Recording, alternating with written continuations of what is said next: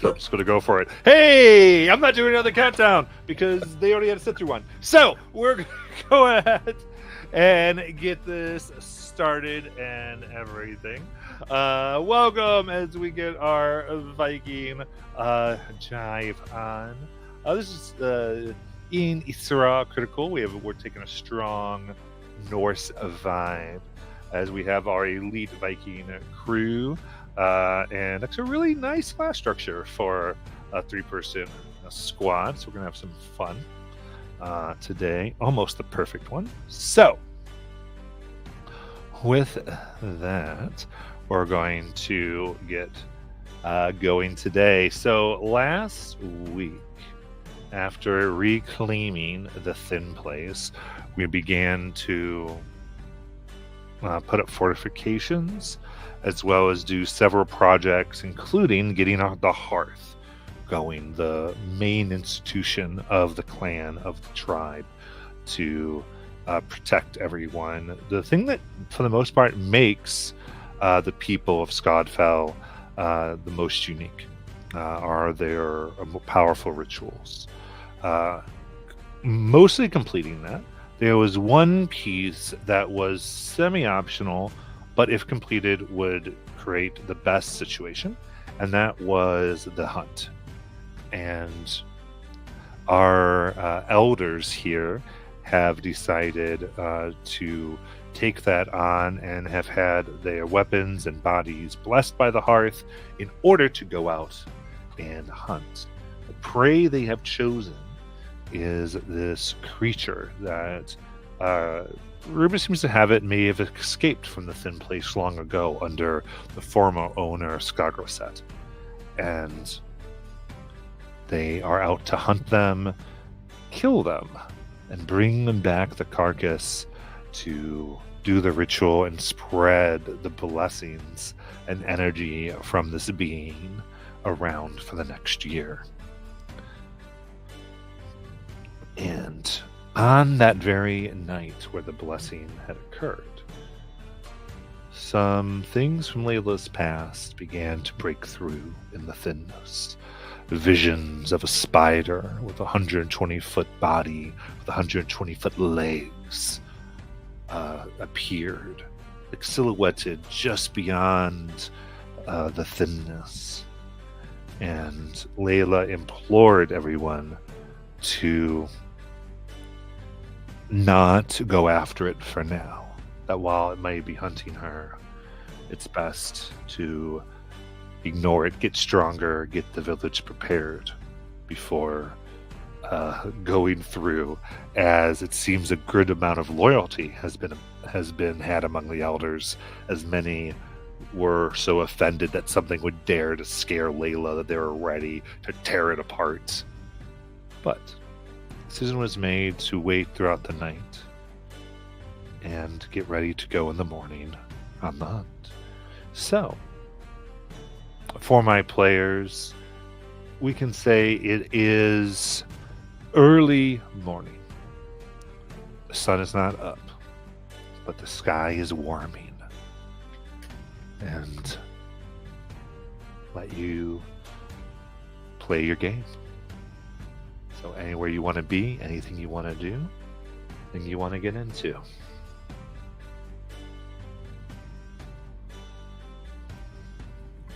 So, Azariah is like looking over a lot of the new buildings and the spring, and he knows that,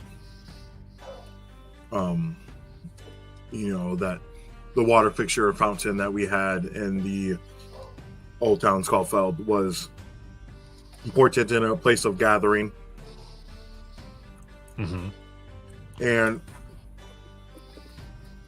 he wanted to really see if he could gather some people up, just to kind of really, because he knows that like he's thinking like, okay, this fountain is coming from somewhere, like there has to be maybe an aqueduct or like some underwater ravine or something for us to access. So before we set out for our hunt, he wanted to see if he could leave or find any I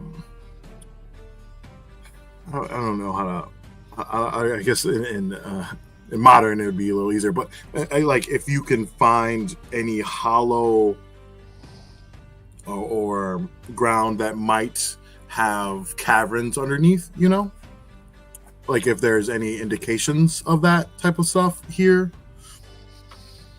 just to try to make it easier, because he knows how important it was for Nala to find a place for Sprout. But besides that, the only really thing that he wanted to build in terms of the city was a place to establish a in a less or in other words, like a study, a place that could, but he also knows that that a library is something that both him and Nala would enjoy, and he knows that that if they accumulate enough knowledge, that they could replenish their archives. And that's probably most important for him, because he has seen how the things that like matter to Nala, she's very passionate about. And so to kind of, I guess, bolster their relationship and friendship, he would suggest creating a library. Very nice. So the options that Azariah would have, based on the activities everyone chose last week, and the time, is to take a piece of the lodge for this, because the lodge is the only building right now. Okay. That houses everybody, because of like the lumber that they gathered and all these, some of the things we did. Yeah, I think if you want to describe like how big of a room you'd be looking for, like what you're trying to, what that would look like to take that piece, you could definitely take the scrap wood and do a few things to put that, or doing that. You could be really creative with what you'd want to make it here, or even a loft area. I don't know. What do you want? Right. I think that would be great. I think somewhere, because he's a big coffee fan, right? So somewhere that people can, like a communal library that's inviting, and maybe even like have someone tending, like there's free coffee, right? Something that people can relax and unwind, get away from their daily task and feel like homey, right? Yeah, so, you build like a second chimney, so there's like a little fireplace, right? Where it can be warm in here a little bit. Probably a slightly different room to away from the scrolls, the dried parchment. Don't want any sparks in there, but yeah, no, I get what you're saying. Yeah, I like that. And then I would probably, because specifically in this. While commissioning this, you can like research a topic or do research on stuff. And I want to see if when we build this up, if I could have whoever I hire here, the hireling, research legends of, because you can the topic can be a legend, a known event or location, a person of significance or a creature type or a famous object, and I want them to like look up like legends of this location beyond what we already know, I guess, because it's more of a research facility. Gotcha. Yeah, perfect. So it's a place for obviously people to unwind and chill, but also places where, Nala can do her thing, but where, how I use a library is as research, gaining knowledge, using it for an advantage in our, fighting or things like that. Yeah, so very optimally set up with the scrolls that you made sure to take from Scottfile. You took a lot of time to protect those and have kind of made all of that. And to your other thing, I'd like to say what you like did extra work to make sure there's a place for Sprout like underneath the lodge. Cool. Where he can kind of plant and be protected from sun, and also have easy access to Nala and everything that she was doing that stuff. I'll take out like we'll get some glass, right? I'll take out like a plank and that he's under and like put some glass so you can see him like almost see him grow. I like that. little, maybe right in that Like a library. little viewing? Yeah. Yeah. So she can get an eye on how he's growing, how he's doing. All right. So you kind of reveal this to Nala a little bit. Yep. I'll after working hard, I'll go over and find Nala. Hello, Nala. Are you busy? Oh, no, I've actually been working pretty hard and was kind of just enjoying a brief break. I was going to ask if you could take a moment to enjoy a coffee with me. I wanted to show you something. Well, certainly. And he'll hold over to Lodge, where a lot of people have been working. There's probably people coming up with cups and different things. He opens the door. Here you go. And yeah, let's head upstairs first, and I'll show you what I've been working on. And he goes and shoulders the built-in shelves and the little extra fireplace and the place that's more of the studying area with the scrolls, but then there's like a place with like a nice little rug and like a table where they can play games, and then there's like a coffee station right there, and then I have like some of the things that that have been introduced to him, like having different oils or syrups being put in coffee, which he would never do. He just like put like honey in it. So yeah, he'll show that to her. I thought that you would like having another little library here while we could. Yeah, I think Nala is just kind of beaming like when Belle was shown the library by the beast. And she's like, wow, it's perfect. Oh, thank you. It wasn't just me. There was a lot of people that put in hard work. Oh, I'm sure, but I can tell that you put a lot of love into it. And he reaches over to work on some coffee, like puts in a new batch because he wants it to be fresh. And he grabs a cup that it's like a seafoam green, like enamel like cup. And he gets ready. He's waiting for the coffee to brew. How do you feel about what we've done here so far? I think it's really nice. I mean, when I first came to our village, everything was already kind of put together and it had a certain history to it. But when you think about it, Azariah, I mean, right now, right in this moment, and I know this place isn't forever, and I know we're only going to be here for a moment before we go back to try to free our homes, but we're still a part of making history right now. We're creating landmarks and we're creating buildings that are going to possibly last a very long time. And just thinking about generations from now and what they might be doing here and thinking about our mark here, it's just gotten me thinking about a lot of things.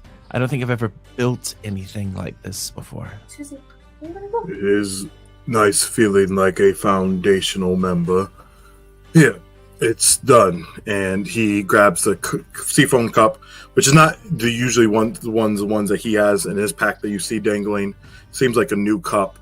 And he pours the coffee in. How do you like it?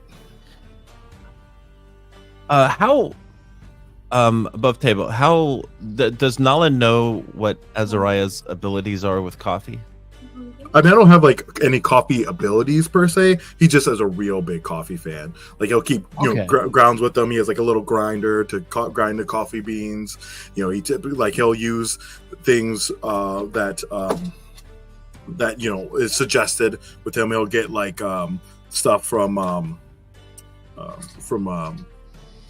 the shops of like herbalism and things like that, and go to get what he can to make it different, right?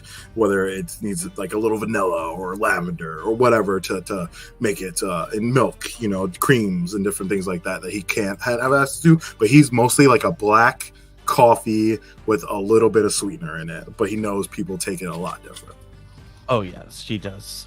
She's so she'll mention like there's some cream, sugar, and perhaps dragon's breath spice. Or like just starts naming these things, and because she used to work at a tavern, and one of her jobs was also to serve like morning brews as well. And nice. So she's a little bit familiar with these types of things, and she's kind of just feeling very comfortable mentioning some of her favorite items. These are all noted, and thankfully Torhilda was able to grab some of these. I'm really appreciative of her. And he hands you the cup, and he flips it around so that you can see the text on it. And the text says books, bronze, and ballads. Nice. B&B. Yep. You can keep the cup. That is yours. Oh, thank you. So she drinks from it. Azariah, I was actually thinking, because we're all new here and we haven't really had a chance to look around the area very well, perhaps a few of us could look into some of the surrounding areas and see if there's any unknown, untapped resources in the surrounding grasslands and whatnot. What types of berries grow here? What types of animals are grazing here? Maybe we could, I don't know, just do a bit of a search.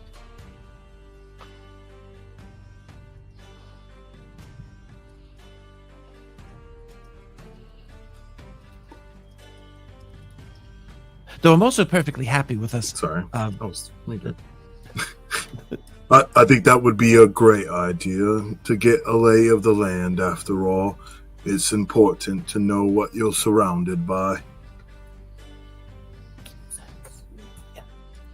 We could bring along, I don't know, Layla. Of course. Do you think she's all right after what happened? Have you seen her lately? No, and that's actually one of the reasons why I thought it might do us some good to, get away from here for a minute. Well, let me get her a cup as well. He'll take one of like the generic plain cups, and you get something. He'll he'll take like a little plate patter to have like a little cream, a little sugar, a little like of these options, so that he could present it to her because he's not sure how she likes her coffee. So he'll grab that and he'll go, "Have you seen Layla lately? Have you seen Layla? Layla, where are you?" He's just asking around with Nala, trying to find her. Layla? She's about as far from the thing as you can get, being paranoid. So you probably find her out there alone, or... Yeah.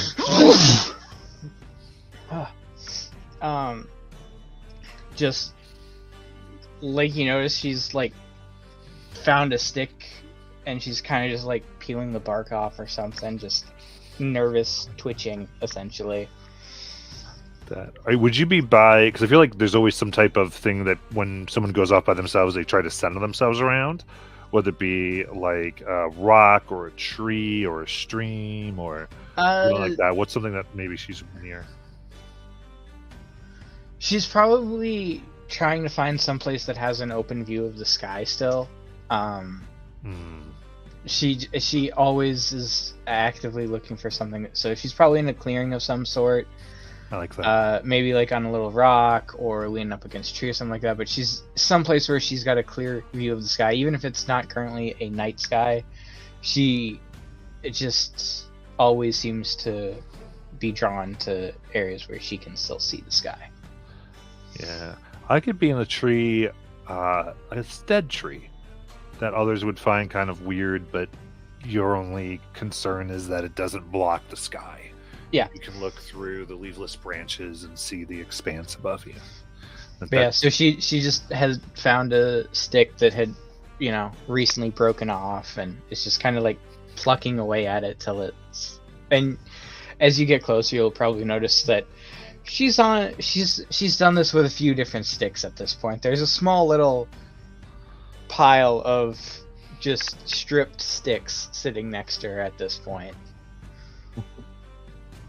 I mean, she had all night to do it, and so she's just been there. He'll come up with a regular white cup, having finished his coffee with the platter. Layla, is that you? Yes. He comes closer and he sees all the sticks. Are you trying to build a mini lodge? At this point, she only just now notices how the pile of sticks that she's. No. Was just. I just felt like my hands kept twitching. I needed something in them. You're not telling me that you're making weapons for fairies now, are you? No. I mean, they possibly could be used as them, but if she picks one up that would be like a perfect quarterstaff for a pixie or a fairy, a very tiny person. She's like, they are a bit dry though, and she proceeds to just snap it in half. I brought you something to drink. I didn't know how you like your coffee, so I brought you some options. And she just grabs the first one you hand her and starts drinking it.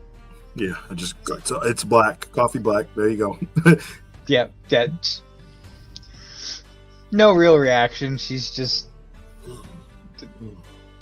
very much she's very spacey right now. Like, she's always been a little bit, but like this is more than usual. Yeah, she's not great. He sits beside her and grabs a barked stick and starts peeling it like string cheese and looks over to her. I notice you keep looking up at the sky. Are you looking for signs? No. It just... I always find comfort among the stars. How come some people shy away from an infinite expanse that they don't understand? Nobody understands the infinite expanse. I was there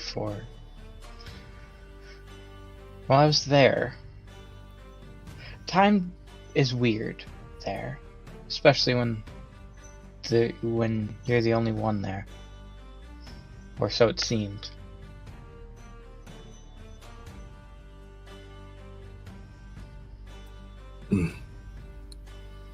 Did you meet friends and enemies while you were up there? I'm not too aware. Meat would be a very loose interpretation. It is more feelings of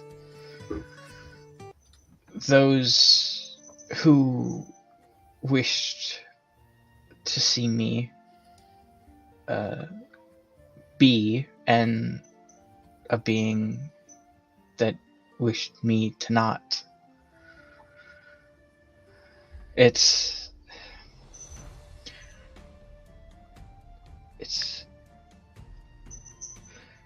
feelings are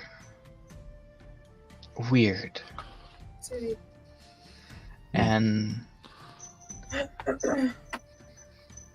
I have few words and that I remember from my time there, and frankly, the most impactful ones were not kind.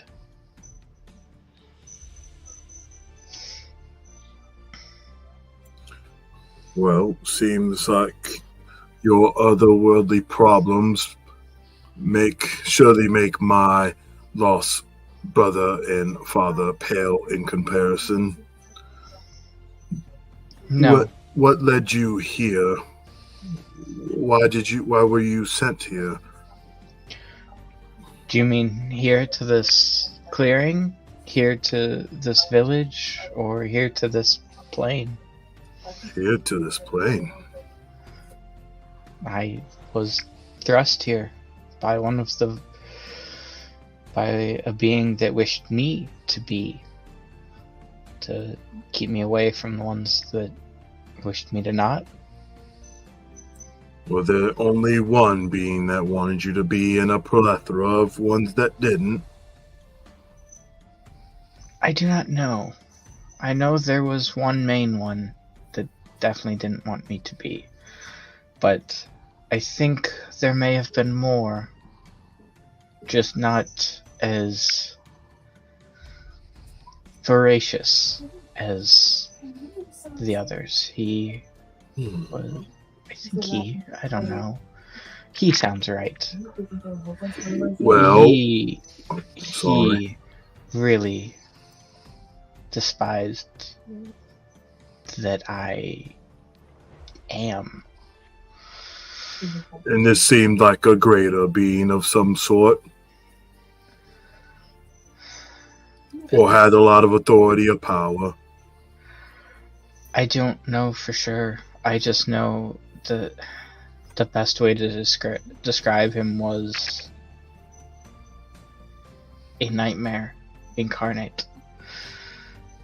Well, I could tell you that it seems like a very important big person wanted to get rid of you, a seemingly small person. And usually the only time that people shoo pests out of their house is because they think they're going to either overtake it or damage their home.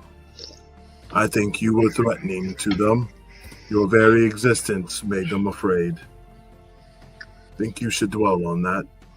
And I think it's At which point you see the twig she was slowly peeling. She starts to peel slightly faster.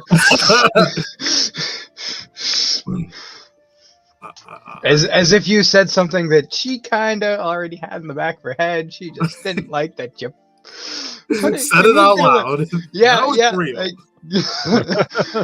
That's now it's real. That's this is wonderful. Everything is awesome. Everything is great. Layla, I don't know the rest of that song. it's okay. It's okay to be. It's okay to be in the front of things that you might think are beyond you, but sometimes we are fated to rub shoulders and change the course of the world for good, even if we think we do not have it within ourselves. I think that you should just... We are here for you, and I want you to know that you can rely on us, and we want you very much to be for as long as you can. I know, and I very much appreciate it. Which is why I so strongly urged us to not go after him.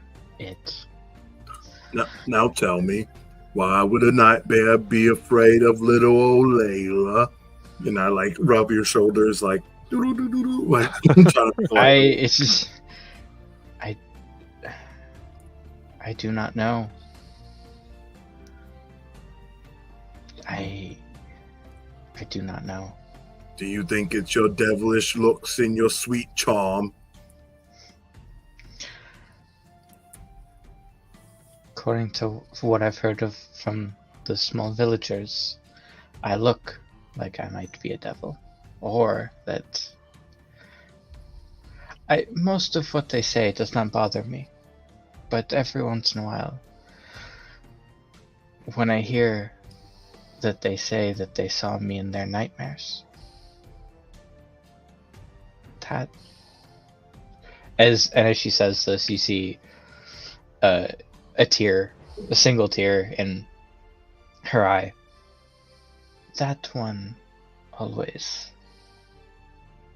seemed to it did not it hurt, but not like when I've been, stabbed or sliced or, whacked with a giant hammer or rock or any of that stuff.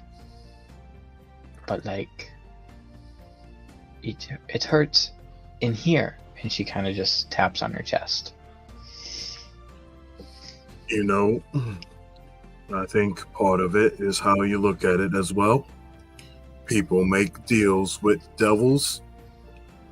Incubus and succubus are very, very famous. But I would say that to me, you're very beautiful inside and in here. And he points to your chest.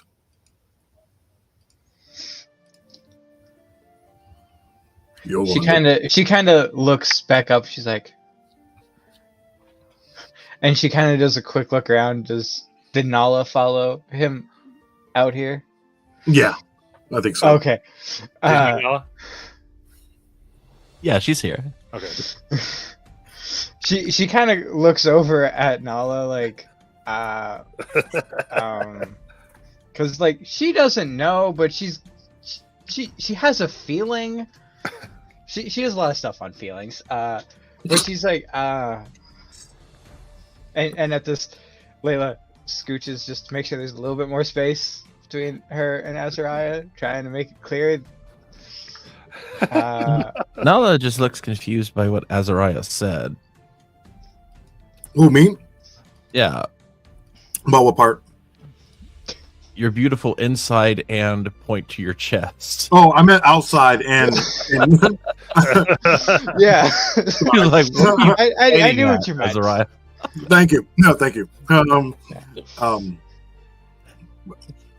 We're your friends, and we're here to support you. And I just want you to know that even if it seems hard, that you don't have to peel sticks to not be idle. You could talk with us, or I could read you a story, or we can have Nala read us a story. She's way better at it than I am. Perhaps one of those stories with those incubuses and succubuses. I don't remember. I don't believe I've read any stories about them before. They sound interesting. Well, there are lots of stories about them. Usually in collections of stories. And a few songs too, actually, now that I think about it. But one of the reasons why we wanted to come see you, Layla, is we've been thinking about taking a look around the surrounding area here, not too far out, but just a couple of us, and thought we could all stretch our legs a bit, get a good view of everything, and maybe see if there's any interesting plants or animals out in the immediate surrounding, and maybe something we didn't catch before or something our scouts haven't seen. Might just make for a nice walk, if nothing else.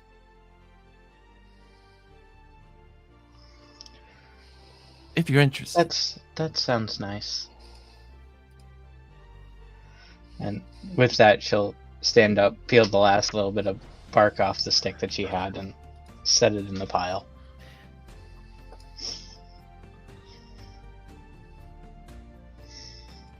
Well, it's a brand new day. Looking at the Look at the map here. If we were to follow the water... Oh, wait. Let me make sure I'm looking at the right thing. I'm not looking at the right thing. Hold on. I'm sorry. I was looking at the wrong map. Crap. Where did the map go? Which... World Anvil, Issyrla. Is it under game documents? It should be in the. Should be in the. Oh, you mean the link? Well, I got you. I got you. I thought there was like a specific map we had for our There is. I'm gonna share it to you right now. you can get to Issyrla from that link, but yeah. But here you go. That should work too. That should get you right there. Oh, you put it here. Okay. Okay. So we're in the yellow, right? Or in No. the green? You're where the star is. The star. Okay, cool. Okay. So Yeah. yeah. The green is where you're very much. No one has like talked to you about not going there. Like Gotcha. it is like kind of open territory. The yellow is kind of lightly contested. You have to go with like if you do something, you might offend somebody because it might be their hunting stuff. Then the red section's like you are not to come here and do things. Right. Like this is not your land. And that's down towards where the pearl tower is, right? It's south, right? Yeah. Okay. And we came here via the east, so we haven't Northeast. been we haven't been to any of those places then. We haven't been south. We haven't been west. Correct.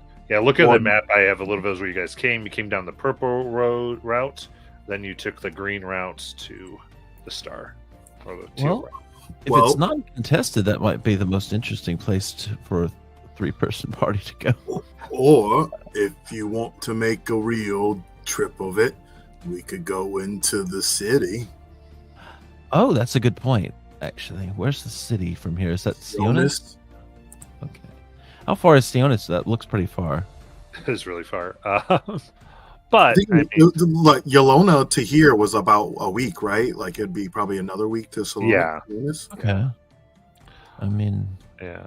But I'm okay if we again like I don't want to do too much time in the fact if I don't want people to think, wait, did this happen yet? Did this happen yet? okay. Yeah. But, yeah. but it could be within the weeks, even if we're talking about that thing that supposedly happened a few hours ago before you left. Right. Like, who Mhm. cares, right? Okay. Like, we don't need to, you know. But- I think Yeah. we can talk about everything that's happened while you're somehow in this place during the time lumbering expedition or to sell something, whatever. Right. For sure. For sure.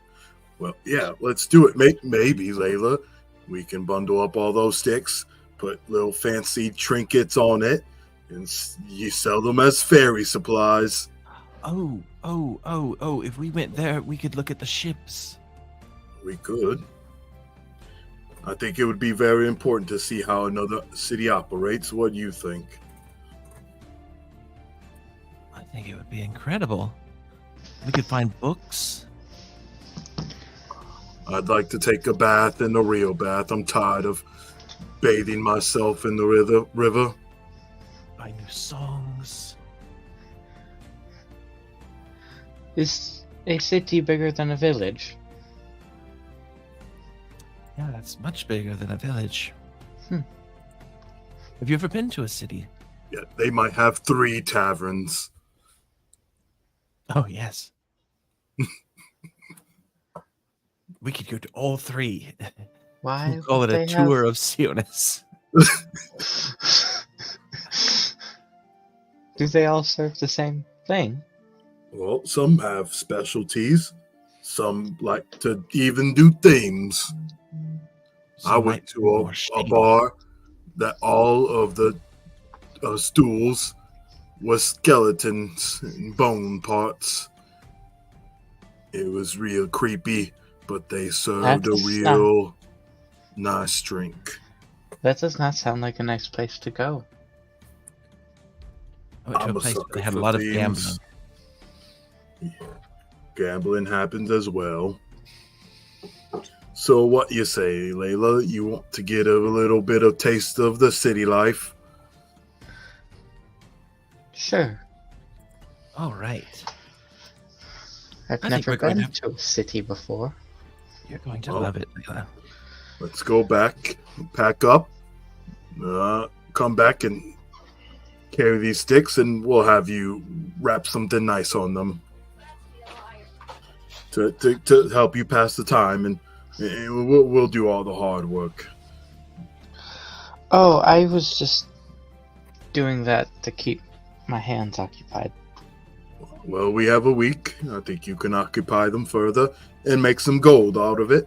People like knickknacks, just little few colorful strings, and maybe even a little bit of gem crust or two. We have so much. Sure, we can use it for something and sell these off as little fairy sticks. We'd make so much money on kids. That's true.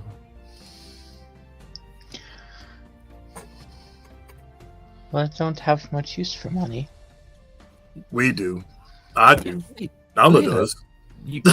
You don't require expensive things to cast spells. I mean, I've got these shiny rocks that I use for a couple, and she pulls out one of the giant diamonds. Yeah, see, you could buy those things using coin. Oh. At which point she pulls out a bag with still 400 some gold pieces, because I didn't buy anything, because it fits the character. Well, just keep that, because we might need it for our 3 taverns. Yep. But 3 just tavern tour. think about the crafts and the special things. I think that we could set up a little shop here, get to know the folks, and sell knickknacks to kids. Definitely want to check out a performer shop. Perhaps We can an definitely. instrument shop. All right, well, let's head back, and he'll stand up and he'll put out his hand to Layla to help her get up. Nala pretends to trip. Oh, he stops. But he if Layla reaches out his hand, her hand to grab his. No. He's Layla. Like she was starting to, but being very slow about it, and kind of throwing a side eye towards Nala, seeing how she was reacting. She sees Nala falls, and she quickly puts it down, and actually she puts both of her hands in her lap for a second. And I go over to Nala to pick her up. Oh, thank you. Have to Azariah. be more careful with where you're going. I know, such And- a klutz. And by the time you turn around, Layla's already stood up, and she's brushed off some dead leaves off of her dress. Very well. We'll be right back here, and I think it would be a good idea for you to do my little first business. When I was a kid, my dad made me go out into the local village to sell vegetables, and that's how I learned the importance of money. I mean, normally I just give out bits of flowers and then those little flower crowns. Oh, you should wrap flowers around the fairy sticks. Do it. That's another idea. So we'll go back, and he's listing off things in his notebook that he needs to get from Torhilda for later, wrap little cute little strings and some tinsel, and we'll get a few gems, crush those down, do little sparkly glitter on it. We're in this. We're making little fairy sticks with the 12 hours of fiddling that Layla has been doing, and Azariah is mostly doing it because he would have just crushed them under his feet, because he's fairies could probably use these, and I'm scared of fairies now, and I don't like them. I don't want them to have help. And so he's we're gonna use these. Even though he literally saw her just quickly snap one. Yep, that's totally fine. Kids will play with this, and they'll have tons of fun. If they break it, so what? It's a stick with glitter and string on it. Okay. So they'll head back, and Layla will, kind of absentmindedly pick some wildflowers, which she's done fairly often. She does stuff that she doesn't have real explanations for because I don't feel like thinking of one. That's what I'm going with. Mysterious space person. All right. All right. You will also notice that the flowers she tends to pick are. They tend to be like dark purples and blues and not very bright, cheery colors, but colors that are most commonly associated with the night sky or, you know, sunset, sunrise kind of timing. Like that. Very nice. Sounds good. Then you'd be all ready to set off. Yeah, we're gonna go back, get a cart or something, you know, for us to trek with, grab a animal so that the travel is a little easier. Go back, get the sticks, and then we'll be off. And then we'll have like. I mean, Layla Layla probably also just could have grabbed the sticks earlier. I mean, it was there's a a- decent sized pile, but not like a, you know, I need got to you. make a separate trip for them. Fair enough. Yeah, I'll grab some as well, a little bundle of sticks, and we'll carry them over. And yeah, we'll get a little cart wagon, you know, so me and Layla could drive it, and Layla will be in the back working on her little crafts, so she can Wait, decompress. I'm in two spots? No, you're what? Nala's on the side of me, and Layla's in the back going to crafts. I know what you meant. Too many people with syllables and names that end with la. You'll need to stop it. I'm kidding. Yeah, so we're off there. Sounds good. Okay. So yeah, you have your. So these are sticks that you've decorated. Is that what we went with? Apparently, Layla has no idea what she's doing, so the quality is like there's some where it's just got like a half dead flower wrapped around it, and others that actually don't look terrible. I think it's just, but like some of them are just there. She doesn't know what she's doing. I mean, you know, you could call them pixie sticks.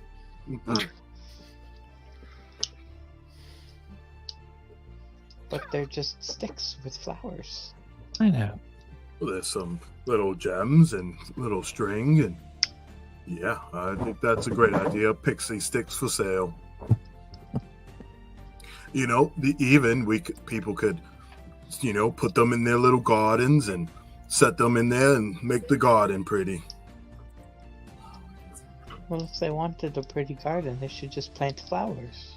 Well, they make Like this the one, flowers and she pulls one up that is mostly purple, but it's got like blood red streaks in it. She thinks it's very pretty. Not so much to most people. There's thorns on it. Yes, it is pretty. I will predict the weather along the way. I think you did a good job. We should sell a lot of these pixie sticks, I'm sure.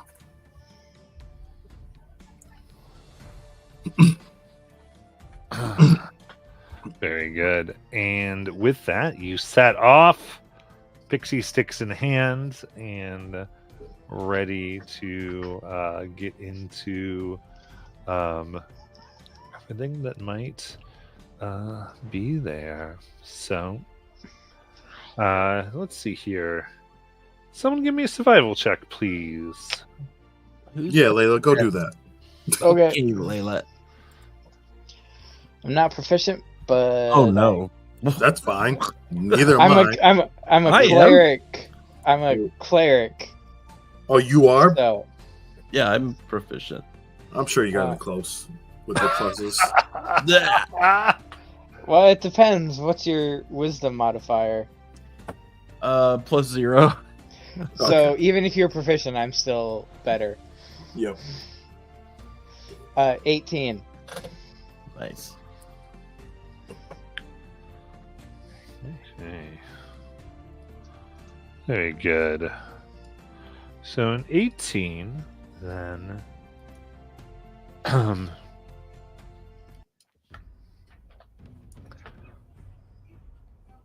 you arrive as you have made a pretty good way across. You are a bit tired from it, and not exhaustion or anything like that, but you feel the journey through everything. It was cold, and it was more of a hunting for food and sleeping some nights. It's different having to do everything than traveling with the large group, so it takes a slight toll there, and you do crave being in some type of real shelter a little bit, especially coming from the hearth and buildings that you were able to go where everyone was taking care of each other. But I think for some of you, it's also a reminder of what it was like.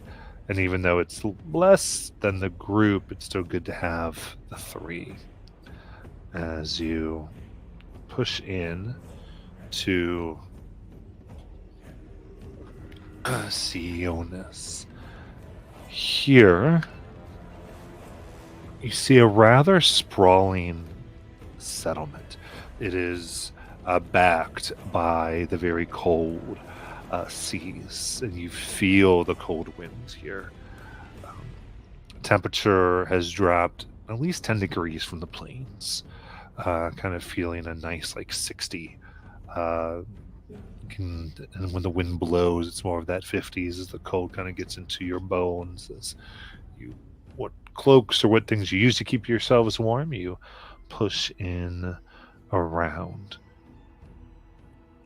I have cold resistant and cold weather gear, so I put it on. You're like, yeah, the cold weather gear definitely is useful here.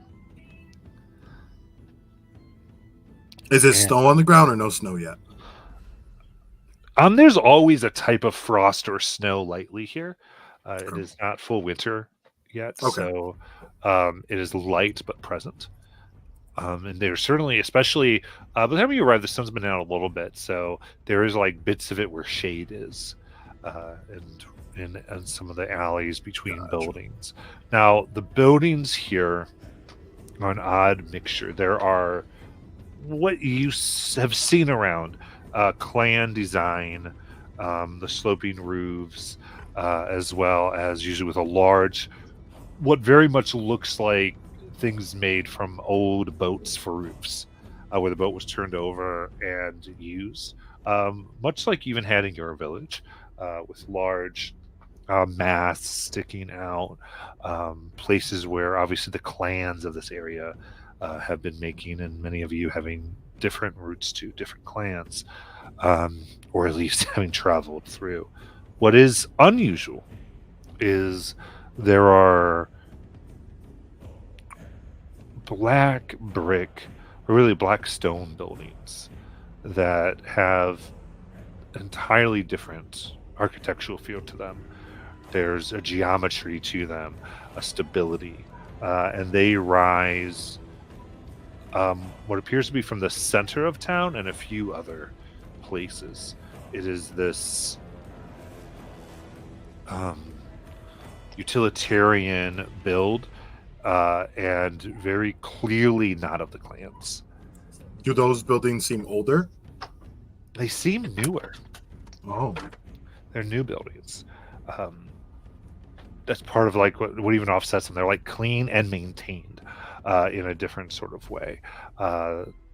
There's not the used look of everywhere else, and the pathways around those buildings have cobblestone that move out as you get away from those buildings and go to what seem to be more what looks like what probably were like hunting shacks or places where people would travel that were eventually made into a main area.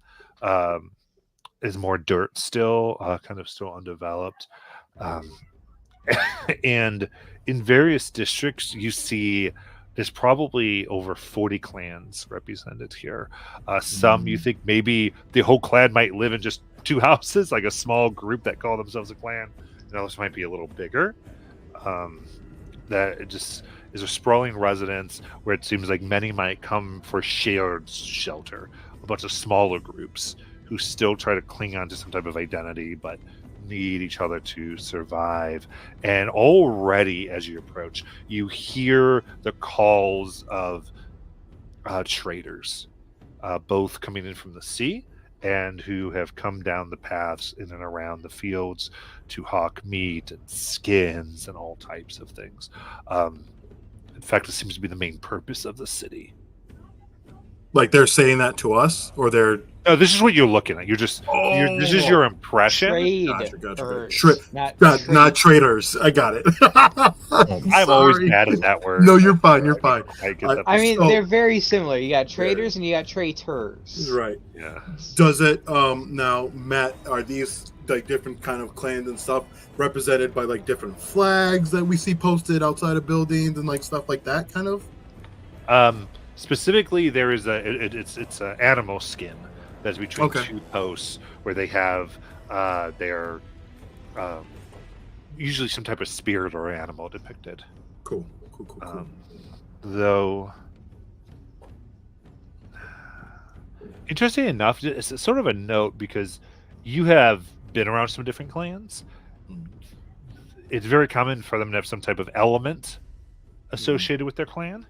Right. That's usually the common practice. Here, there are no elements. Hmm. That does kind of take your notice a little bit. Now, one more last question, so I can let my people get in. What do I notice about the guards? Do they seem like they're well trained and they give a shit about their job, or they're more lackadaisical and relaxed? Give me an insight check. I will do that.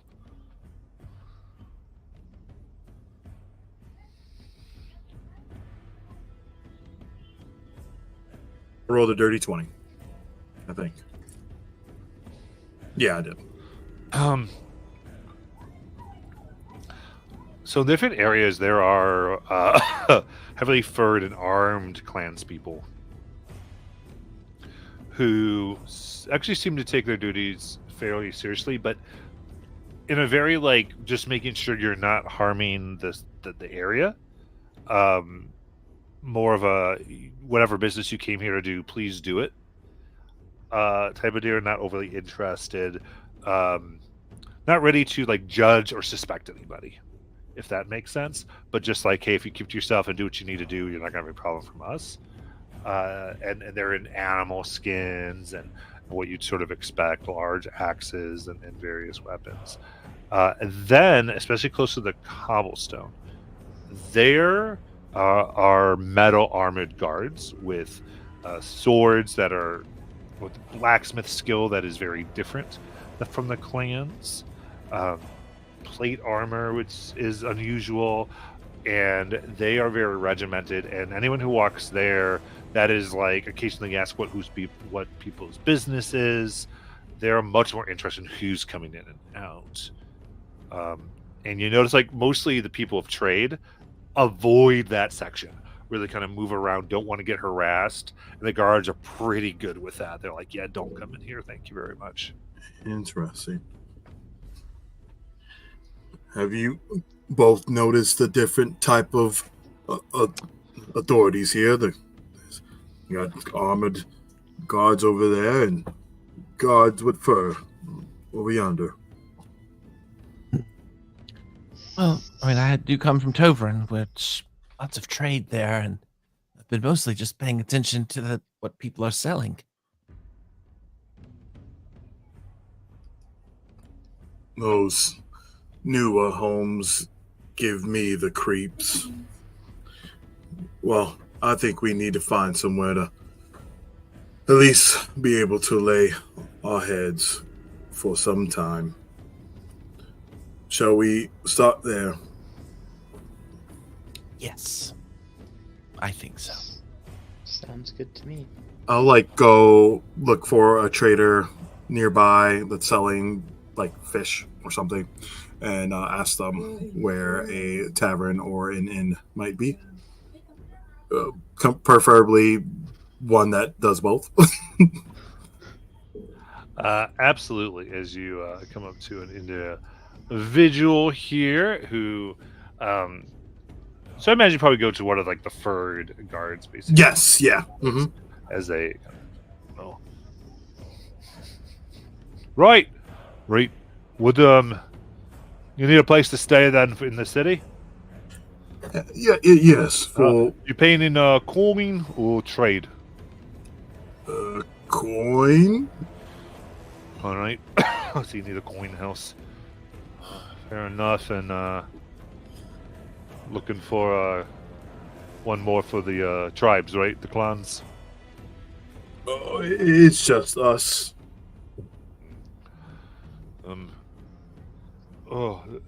The Broken Hearth would be the one for you. I checked there. Mostly those from different clans traveling. Not operated by a small one. Well, really just two of them, but they hold things down. Are good for travelers. As far as you're concerned, do you have their banner over you when you stay there? If you don't have a representative clan. Well, thank you very much. Before I depart you, could you tell me what's up with those meddled guys over there? Spits on the ground. It's from Othanzia. He made a presence here a few years ago, conquered it. And then in their generosity, they say, they let us be here. Provided a place of trade. Try to push their gods on the clans. I spit as well, and I say, looks like those suit of armor comes up with a stick halfway up their ass. To keep things tidy. And like to complain that they wish they were in Versailles all the time. Well, thank you for letting me know. We'll try to play nice with them. Yeah, they are technically the rulers. And that's, believe me, I heard tales of when they came. They slaughtered anyone who didn't surrender. Until, say there would have been more clans here. And many of us here are less because of what they did. They sound not like the type that's fun to have to parties. But generally, they keep. Yeah, it is what it is. Well, you have a good day, and I appreciate you. Absolutely. Stay safe. Likewise. All right, ladies, the Broken Hearth. I wonder, who is the owner of the Broken Hearth? I guess we'll find out. He said it was ruled by two clans, so maybe there's two proprietors. There's like there's two people who own it. Oh, two people. Okay, not correct. Got you. Yeah, there's two owners, so we'll get to meet them both. Good. And he says when we stay there, we're under their protection. All right. And I'll start walking in the direction of the Broken Hearth Inn. Right.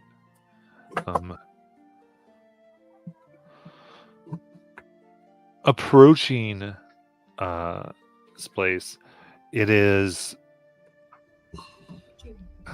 made of stone, but it is made of stones that one would build a hearth or fireplace with.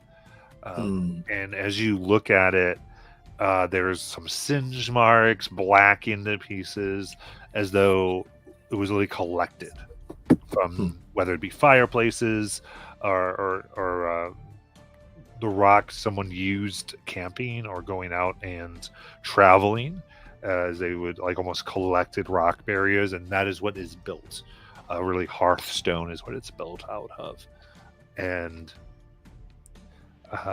outside. There's beautiful arches, still like put there by hand, and in such a way that gives you still a very clan way. The animal skin outside of it depicts the hearth of a building that is shattered. Currently talking with their metal boots in the mud, you see one of the guards of the more what to do area, as well as gentleman who's standing on the stairs, not quite leaving the door, who is in is leather, but well made, well tanned, bits of fur, very delicately and purposely put around them to make nice lines and put off a very well maintained appearance. And they are the most shaven person you can see, except like they have a very well-shaped beard, like a lot of self-care going on, though they are still very clearly a person of the clans, as you can see them having a conversation. And mostly you see the guard with his right hand on his blade says, "I'll ask one more time. Pay your fee." And kind of sighs and takes out a bag, and you can see a little bit of gold on top as he cinches it up, and he hands over. And as he leans over to hand it, he spits and makes sure it hits the boot. And the guard kind of looks up before another one just comes around the corner at this point and says, "Come on, they're paid. Don't let your ego get in the way."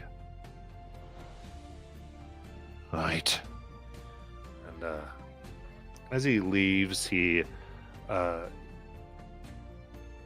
gives a large kick to a stone that looks like maybe it's a little loose as it leaves, and about 20 crumble, or not really crumble, but fall out from the side of the building. You see a little bit of the place exposing. Kind of laughs a little bit as they leave. You can see the partner there just kind of shakes their head. He's a little annoyed or disgusted by his partner's behavior, but they leave nonetheless as the gentleman sighs. I would walk up there to the two of them. So you're going to the guards, guards, or are you going up to the person on the stairs? I'm sorry. Yes, I meant the person on the stairs. Cool. It was them. I wasn't sure which one. Cool. Perfect. Gotcha. Okay, so you go up to the person on the stairs. Oh, and kind of takes this almost teary-eyed thing, and then, welcome to the Broken Hearth, travelers. You look like you've traveled. I would hope to give you rest here. Well, that would be quite delightful. What's your name? Oh, my name is Farun. Farun? Farun. Farun. Forgo is my partner. We run this together. Really? It looks like a place like this has a lot of story to it. I was noticing the way the walls had scorch marks. I imagine this wall was constructed from materials from all over the place. That's right. We grew up with the hearth, and it's one of those things. Back when everyone came and went more, really it was our parents. Well, both our parents who were into it, but this idea of if we no longer traveled and did what we used to, then we could take everyone else's travels here. Well, tell me, friend, how much for a room in a nice establishment like this? Right? Are you do you pay in the gold? Gold is preferable. Perfect. That works best for us. We believe me, if you don't have any some time in your journeys and you need to trade, just let us know. But we can usually give you a night or two on trade, but much longer we do need the gold. At any rate, we for gold it is 1 gold per person per night. That sounds fairly reasonable. I suppose there's a bar here as well? Oh yes, believe me, we keep it quite stocked. Good. Yeah, I'm like in the background, but I kind of chime in. And were those guys giving you any trouble? You know, you're new here. You don't need to bother with it too much. But they're not people you want to mess with. And it's best if they say you owe them, you owe them. They can make things very rough for people here who they find uncooperative. Were they the metalled guards, or were they like look like Metal thugs? guards, yeah. Okay, got you. They're fans, yeah. Okay. Do you? You could be honest with me. I think vulnerability is a way to build friendships. Is your establishment struggling?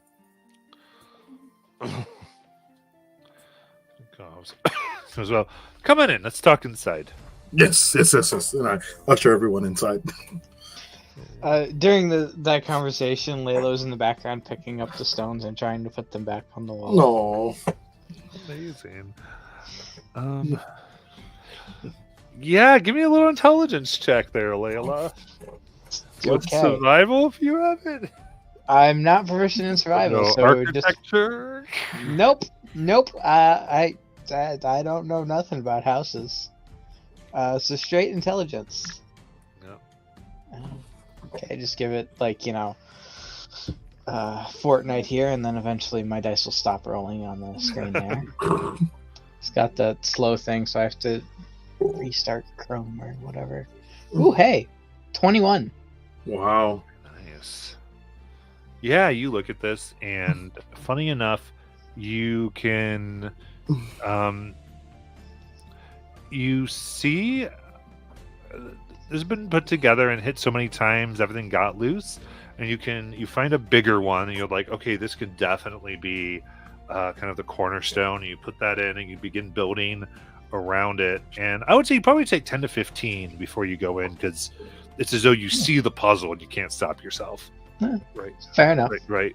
And then you get it in, and it looks perfect.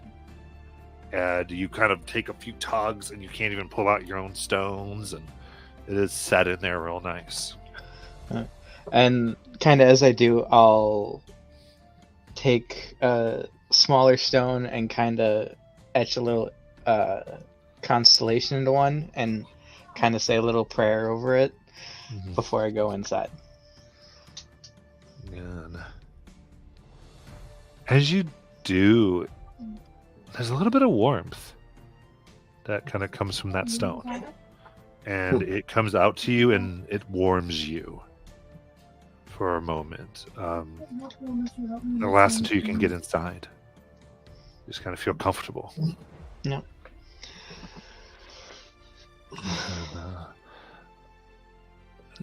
Basically, she was just kind of saying a prayer to bless the dreams of anyone who stays there, so that they don't so they have good dreams. I love it. Nice. Seeing what Layla is doing while the two of you come in, and again, we can, however we want to go, you can be in it quick if you want, it's fine. But here we go. Well, I was gonna give some prices, but tell you what, yeah, would you like a round? Yes. Very good. Layla just nods her head. Perfect. All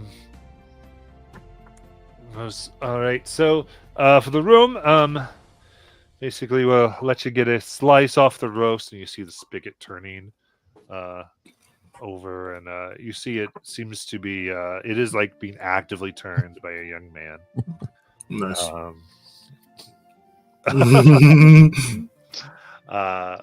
Around the fire. And he kind of checks it, and it sees all of you. He goes, "Oh!" And he kind of moves the wood and charcoal around to make the fire die down more. Then he kind of walks away from the spit, so it's not as much heat on. And he goes, "Absolutely." He's like, "There's a blade right there. We've got plates, and you see metal plates that are look washed and are there near the spit. And there's a barrel of water and some mugs near that, and there's no other one else really here right now." And he goes, "There you go, Forgo." Nice to meet you. Good to meet all of you. These as Farron says, "Yep, these are our guests." Excellent. Well, it's okay. Says they're fixed, of course. I was right. So you get a slice when you want it. And then as we have it, we'll have anything that's essentially next to the place is you can grab one or two. Just use your common sense if you don't mind. Of just what's a good portion. And we don't like to make a lot of rules, frankly. I appreciate your hospitality. It's much needed after a long travel. The guests are out, doing their trade. So he does grab, which is a smooth stone that has. It does look like it has a hole drilled into it, very carefully, and has a leather cord, and pictured on it is the same kind of broken hearth imagery. As he takes out 3, he goes, "Oh, you're out and about. Just having this. We say this is everyone's temporary clan. So we help those who have it, and we are helped ourselves. This is kind of what we like to have. Usually nothing big, but it's always good to know things can get rough. It's good to have friends around." We agree. Now, Fogel, we were just talking to Freyroon about something that might be a touchy topic, but since now we're considered temporary clan members, we wanted to know if you were falling on rough times. Farron nods. Go ahead, Fargo. Right. Well, in a manner of speaking,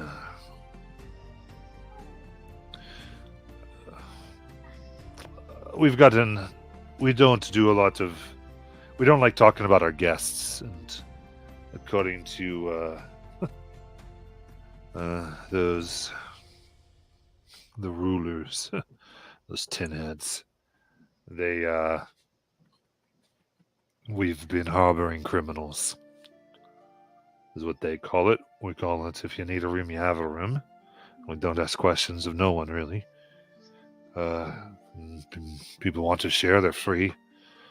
Anyway, that said there was damages that were caused to the buildings and boats or whatnot, and that since we housed them, and they all are clan, throwing that at us, that we owe their debt. So that's what we've been doing. Cut a pretty penny, and honestly, we should not even charge as much as we did, but we can't help it. We just can't even survive otherwise.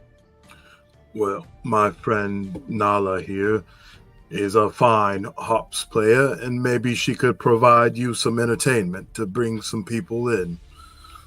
Oh, do you have skill with the strings? I was actually going to ask you if there was any traders of musical instruments here in the town. Oh, things. Do you have anyone?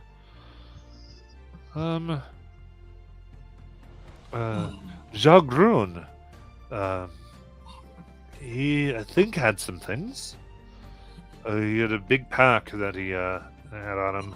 Had a lot of stuff, but I know something's jingled and made a sound.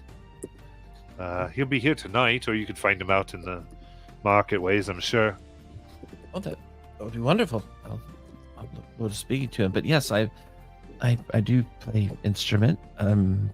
It's one of the things I do for my own home. Oh, bit of hearth to ours. It's much appreciated.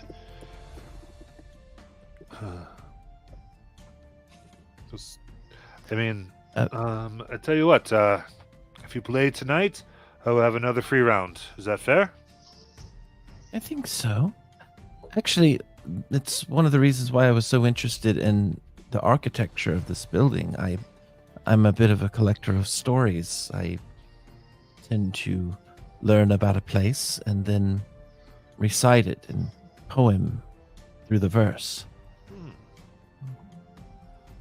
Oh, well, a little about that. Every rock here is from someone's hearth or fire on the camp. And when you bring one, it is, believe me, we used to have the floor. But when someone brings one, they get a free night, as long as they leave it here and tell us a story. And as this is a house of stories. It's incredible. It's like a true home away from home for so many. So we like to think. And even those, we invite you to keep them up. You're not going to say wear them out if you don't want to, but I don't know. Many come from different clans, and I like to think that somehow, as much as they can war and kill each other, we are connected by our stories, all from this land. The next time we pass through, we'll have to bring a portion of our own. We'd be glad to have it. I'm glad to hear it. But as far as what stories are, usually it's custom that they tell them at night. We kind of have, we like to call it our clan dinner. So we do invite everyone. We usually wait till sundown. And it's not really official as far as time, but when most everyone's around, we like to drink and eat. And it's one we'd love for you to sing or do your, I guess, dramatic reading or telling. How that works for you. It's kind of the connection we all have. Of course. How tall is the broken hearth inn? So, so this main room goes up, you can see about 20 feet. And then there are essentially side hallways and rooms that they have very tiny rooms. Each one's probably about like 7 by 8 feet. Could maybe fit 2 people very carefully. It's very humble in that regard. It's not very grand. So about 2 stories? It's so it's 2 stories tall, basically, in the main building, and then it's 1 floor though. It's like a high ceiling building, and then the rooms are off the bottom floor. So, wow, it's 2 stories tall, but also a flat. Yes. Yeah. I think I have a great song in my mind already. I mean, if this place is truly a place of stories, then I imagine the stories that pass through it live here through those who pass through. We like to say so. The song is already forming in my mind, and I think you're going to like it. As part of our clan, was story. Is very important. And, we're all that's left. They were killed in the... Well, when the Othansians came. And, anyway, so that's... Everyone had a home. It's important to us, and everyone could live in the stories of others. So to add yours, we'd be honored.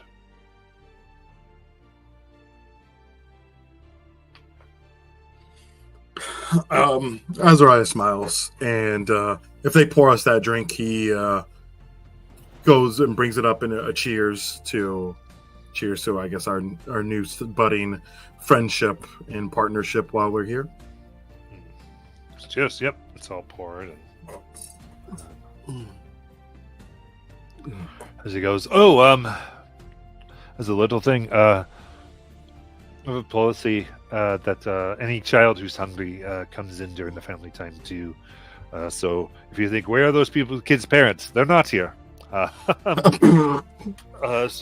they will be running and eating and drinking. But it is. Here we are. That's very kind of you.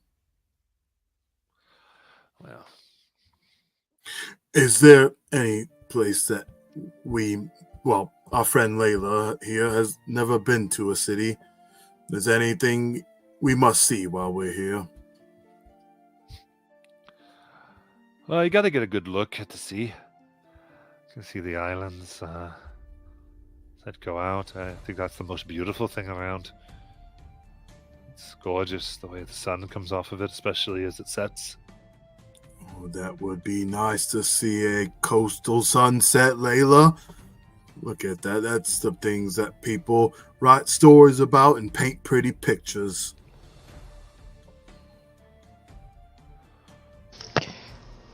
Yeah, that does sound nice. I'm assuming the sea is the water. That's. Then she points in the general direction of it. That would be right. And I've never seen a sea of water before. oh, well, you're in it for a treat then.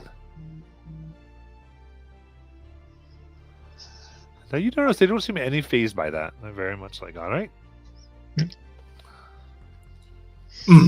Well, I think we have a lot to do, and we'll surely be back by evening come.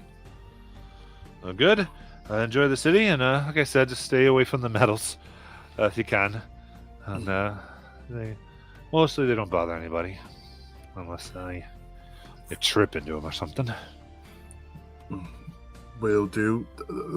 Thank you very much, Fogel and Faroon. You guys have been very kind. Of course. And then as we go to leave, Layla grabs one of the gold coins and one of the pixie sticks and sets them on the bar. And then we head out. That's right. I never mentioned. So if you're from the fields, then if you have any elemental connections, just sort of keep them down. They can cause trouble. Okay.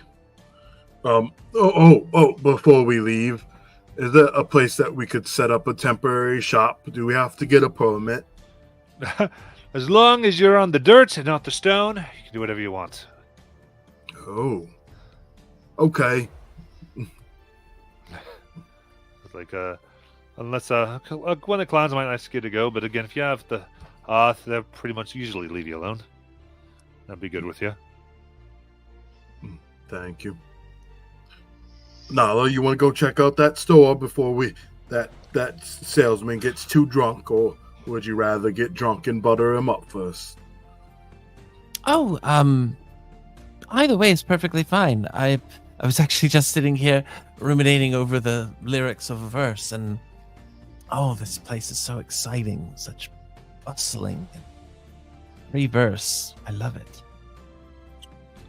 Well, is it still morning, still night? I know we're tired, but I wasn't sure what time of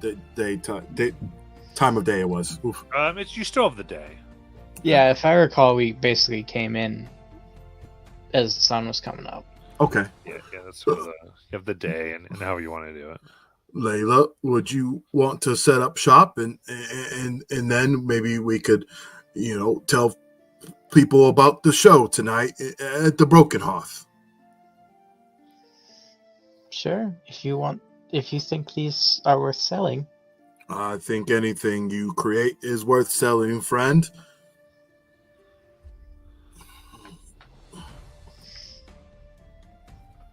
And plus, I'm sure Nala would be a fine uh,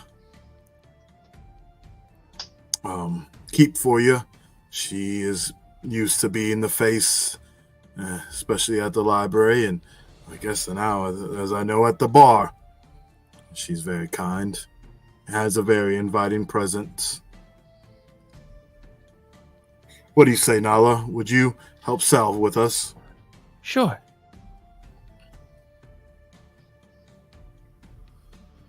All right. Very good. In that case, we'll go ahead and take our break and we'll come on back. Sweet. Sweet.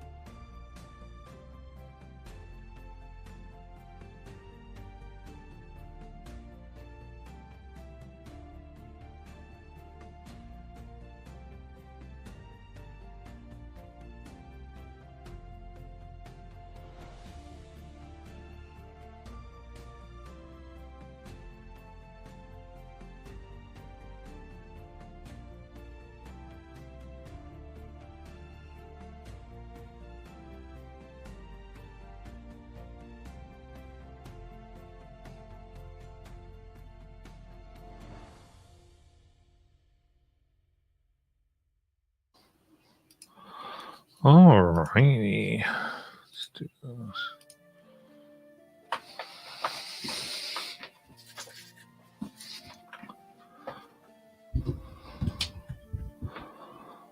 Very cool.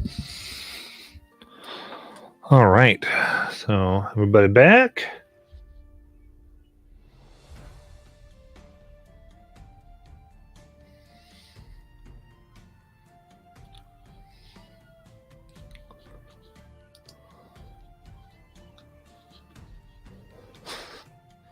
Apparently not yet.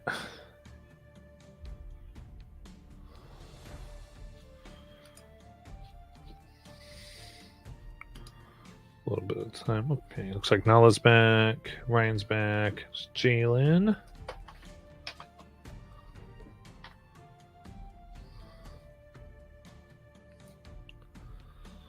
Hi here. Nice. All right. So then, what would we like to do? So I was thinking we just like get somewhere in the dirt where like some other traders are, and like take like a little bit like of the shelf, maybe like detach some of the wood and put it like on the side, or like open up the back and then lay like some of the sticks out in the back of the wagon, Okay. and then have like a little sign like I'll take out some like colored chalk or something and write like pixie sticks 3 silver or something like that, 5 silver. Like, well, how much do you think we should sell these for? And then and like for gardens and kids per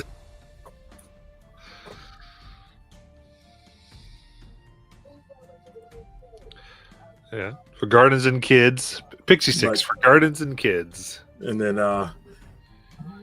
1 stick a day will keep the fae away.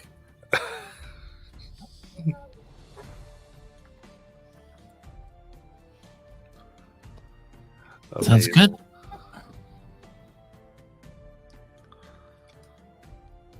All right. 1 stick a day will keep the fae away. I love it. And what are you charging? You guys think 3 silver, 5 silver, 3? Maybe a copper. I am overcharging. Okay, 1 silver piece. They're children. Who cares? They have parents. Well, some of them do. How about this? Yeah. If they come up with it to us and they don't have any coin, we'll give it to them for maybe trading instead.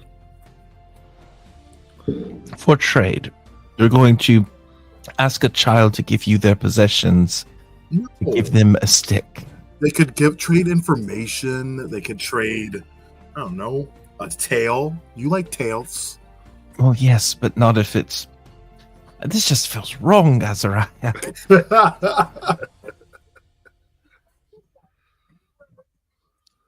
I'll take 3 copper.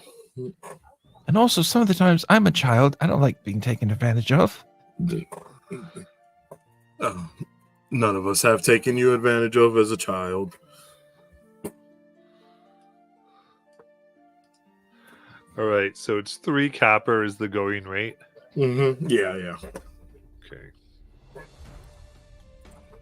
Very good. And meanwhile, when we, we'll make sure every time someone comes up or even pass by, like we'll be like, make sure to come by the Broken Oar tonight. See the wonderful Nala playing the harp.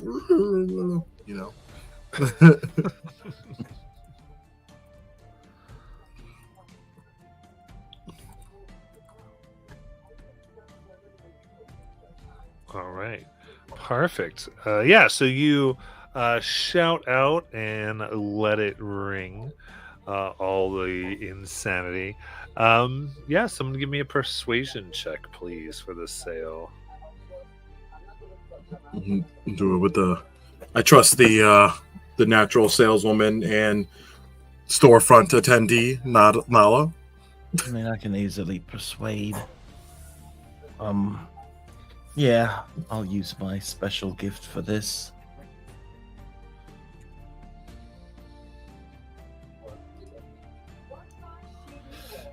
Oh, 30-30. Nice. Nice. So we say about 106. Yeah, that makes sense to me. Okay.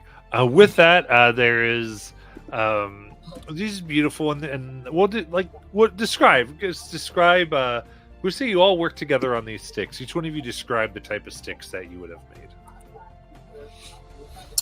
Yeah. So I don't know if you guys have seen like modern fairy sticks, but they're usually they're like sticks that have like beads or like gems on them and things like that. And these are like very, very, very rough depictions of that. It's like wrapped in like little string and maybe has like a string tail at the end, but there's like maybe like a little like crust of gem around and different things like that, so that there is some sparkle there.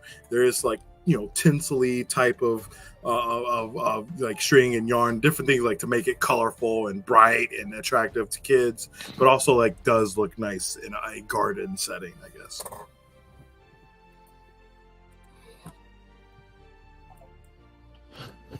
I wrap them in little paper wraps and add some pieces of flavorful sugar in them. Sugar among the wood, so it's like a sugar. Well, no, it's not wrapped in on the paper. wood. Oh, it's a stick. So it's like little like there's sugar in pieces of paper that are hanging off the wood. I mean, they would take them off. They're not like lickable or anything. They're just like little candies that are just kind of hanging on a tree. Nice. Oh, like you'll like dangle it off a string and then you'll like put it on the string or something like that. Very nice. Yeah, so just kind of candies off. Very cool. And then Layla.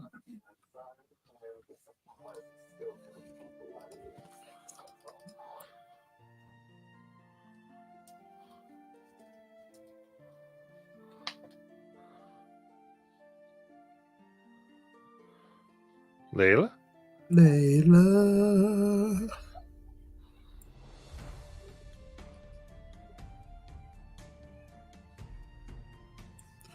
Their sticks are invisible. They're so good. You can feel them, but you can't see them. It's amazing.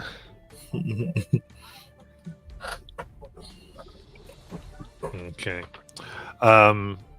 So you do this, and kids begin coming with the fancy sticks and the sugar sticks, and I would say it's a big hoot here and there. And I'd say from this you probably get a good like 150 copper.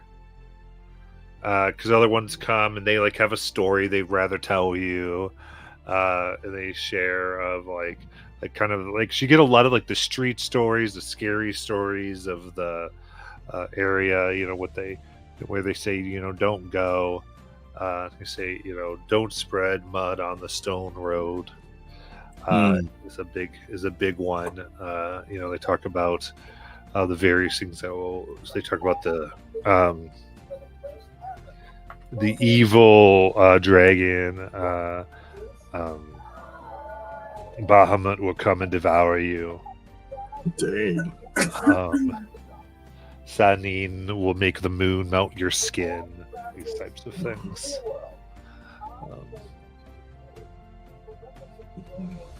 Nice. I would say that. Stuff like that. And you even get some of the ones that like so a lot of the kids and like their furs and whatnot, and then there are others that have finer clothes. You get maybe our children maybe have guards and whatnot, and they all pay in copper. They kind of look at you and they go, "Oh, thanks," and they're actually pretty good natured. Some kind of give you odd glances, but they I think they were at least taught basic manners as they get everything. anything in particular you'd want to do as all that's happening? No, I guess just promoting the thing, and I think while I'm listening to these stories, I know that some stories seem just innocent, and they are where they are. But I feel like some people will tell you things like with cryptic meaning. Like, is there any cryptic, things that we or things that we might be told in these stories or something like that? Yeah, I think hearing the stories, you definitely get that there is a harsh order, especially on the stone walkways. Right. The sense that there is that little bit of fear of like, you don't want to mess with these guard people too much. Right. And to some of you, there's like just you don't know which one you're going to get. Some might be harsher and might even be cruel. So you don't tempt fate by doing that. You also pick up that occasionally, if a child would do something really bad, whatever that would be deemed as, might not be returned home, but they're brought to they call it torture school. Oh. But it sounds like very much where they're taught very strictly about the gods, and are kind of trying to be torn away, usually for like a period of a month or something like that. And they come back wearing the different clothes and this type of thing. And what we heard is that these folk are from Vasselheim. Yes. Okay.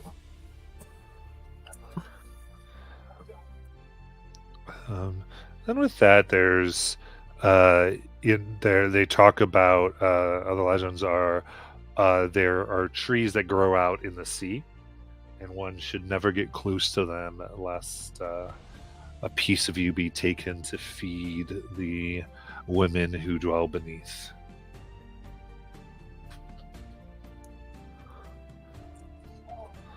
And they talk, they talk about little Johan who went out and came back, and he had only one leg left. And and he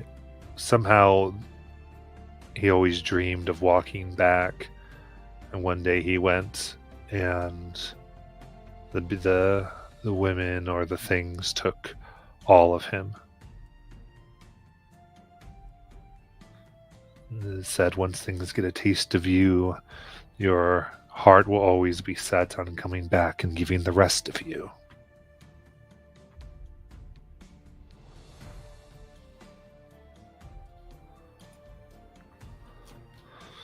But those tales, and just I think mostly that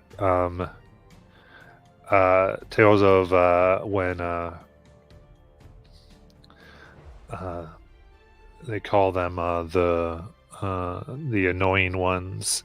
You get those might be like priests of some of the gods and goddesses might come out, and they say you listen too closely, and the river would never aid you again. And it's a lot of like these fears of going over to like god worship, to worship of the different gods, that if you do so, then the magic or the powers of the clans can never be yours again.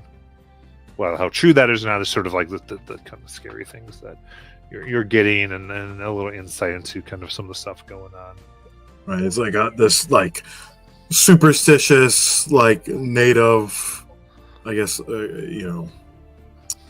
like paganism per se versus the like set hierarchy of like the gods. And gotcha. Yeah, and as you remember, like the people here generally just don't recognize any of them. They're just like, what, who, we're good with, Segalari and even the beings that you all have, the Hoodin folk and all those types. Right.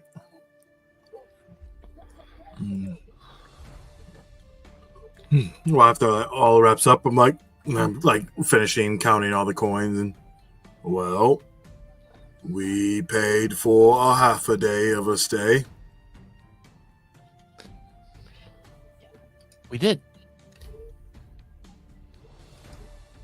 It sounds like we've had some success here, and who knows, maybe this will become an enterprise in the city. I think if you put more sugar on them, we could sell them for 5 copper. Oh, it's here. It's okay though. I think everyone did great.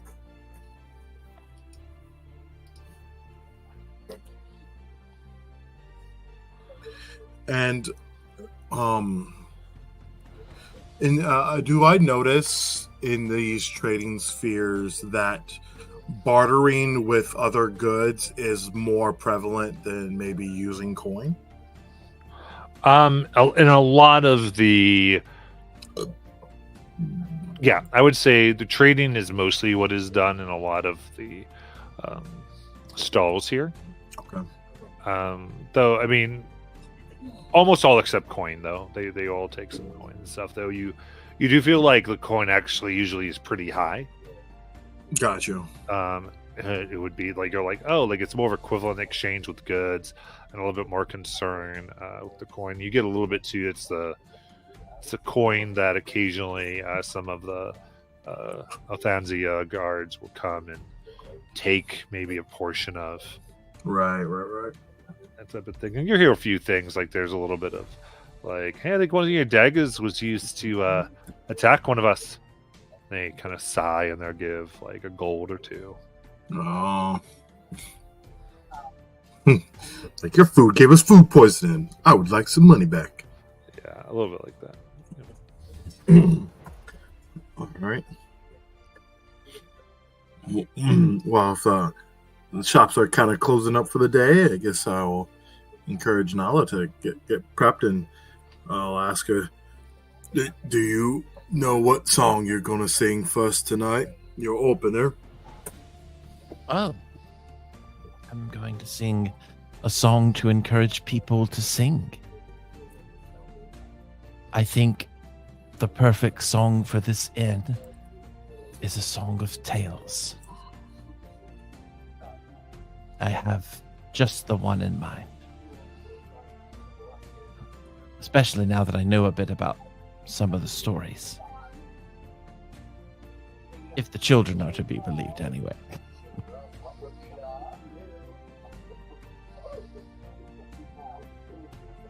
I'm excited. I don't think I've ever heard you play at a concert before, just for everyone else, usually. It's been a while. I don't often do it now. But yes, I think it'll be a lot of fun.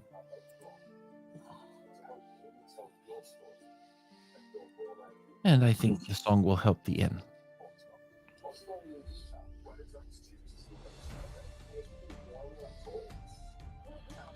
Nice. Anything before you go back to the inn? No, I think I kind of wanted to settle in today. I think tomorrow is when I get more bold and try to look for more things in the magic sense that are here, or maybe even see what's on the cobblestone streets.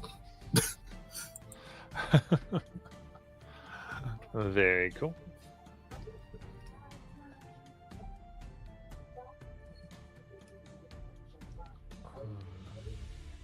And Ryan, you back? Oh no, where'd he go? Oh no. All right. Then your busy day and again, not too much trouble. It seems to be true mostly, everyone kind of minds these two forces that are here. Tend to mostly do respect each other, keep to themselves. Occasionally, you do witness a scene where someone obviously is causing a disruptance,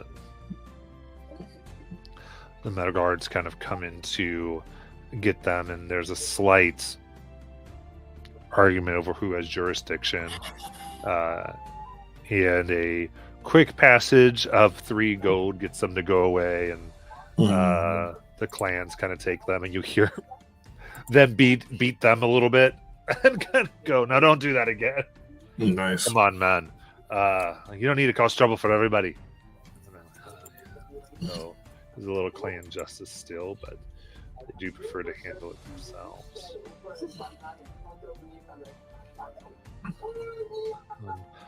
But in that case, we do find ourselves back to the Broken Hearth. And it is much as they kind of said of people coming in, and a lot of the kids, some who you sold pixie sticks to. They are running around, often going around and like taking a little sliver of meat, or it seems a lot of the people who come to take a big sliver take like a slash of meat themselves and then cut off a bit and give some to some of the kids. As it seems like they, if there's nobody there, the kids might cut off a little bit, but often they don't get in front of anybody who like maybe is staying there. And the word about y'all get out, and there are a few more people here who gladly hand over 5 silver kind of for the night to get a little bit of food, and are paying 2 silver for every round of drink that they can personally consume. And it's quite busy. You think busier than normal. You brought a lot of business waiting to hear Nala, the tamer of pixies, is what they start calling her, though you don't think you ever said that. You've started to think that is what it is, giver of sweet things. But anything here? Oh, I just buy a drink, and it's been a long time since I've been in the city, probably since I first stepped on the mainland to come over from my home, in the island. So I'm definitely relishing the fact that we are around a whole bunch of different people, and there's a sense of community here that's very diverse and different, which is my favorite thing about cities, just a huge melting pot of different clans and people and stuff like that. So I just get some drinks, and I'll get Layla a drink as well, and I'll buy one to Nala, and I'll put it like near the stage where she's going to be playing, or the stool or whatever, and I'm enjoying it. I actually might even get a picture of Grog just for myself, and I get a picture and a cup, and I'm just drinking away, and I grab a slice of meat, and he's relaxing. Nice.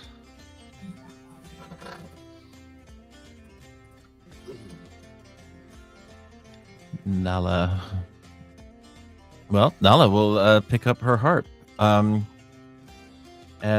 she will first walk up to the stage area and take a look at the crowd here. And after taking a quick sip of her ale, she'll smile and she'll announce to the crowd, "Hello there. I am Nala of Toverin. And I've traveled a long ways to come here, to the Broken Hearth Inn, a rather famous location, you might say. They say that this here inn holds more tales and stories than can be held in any singular lifetime. And I have learned many of those tales by pressing my ear against the wall. And if you do so, you might actually hear those tales being told by the stone. Stone which has traveled from far away locations. Much like you might hear the ocean of a seashell still roaring with life. And a few of those songs, they're here with us right now. if you were to close your eyes and open your ears, I bet you could hear some. And she begins to strum on the harp. And she'll start to sing this chorus, and it goes a little something like this. The broken hearth inn, what is that? Well, it's 2 stories tall, but it's also a flat. In the center of Sion is where the center meets the ale. That's where we gather for the grand heroic tales. Well, I'm a bard, made my clan proud. I went to the inn and I played my tune so loud. The patrons were deafened, already they were drunk. One was a king and he married me at once. We went to his throne, started a life. I became his queen till I stabbed him with my knife. Took over his nation, all the people adored, until one stabbed me with an even longer sword. Well, the broken hearth inn, what is that? It's 2 stories tall, but it's also a flat. In the center of Sion is where the cinder meets the ale.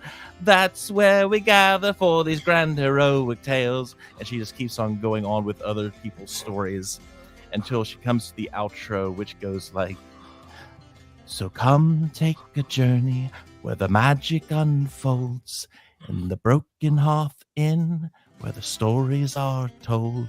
2 stories tall, sure, but with wonders galore. It sails through the ages forever to explore. Ezra starts cheering. They probably even like before she finishes the last like word, he's like and spills a little bit of the grog in his mug, and he's feeling it.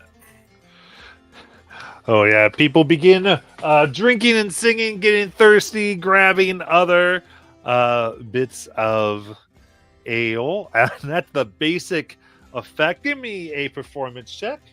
Okay. I'll use my feature on this as well.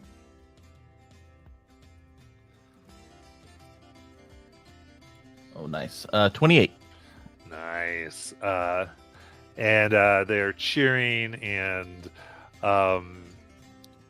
you imagine you could hear throughout the town like this loud of everyone singing along, it hitting the various places, and everyone's having just a grand old time with it. And there are a ton of objects. Basically, people start throwing things, not at you, but like onto the stage.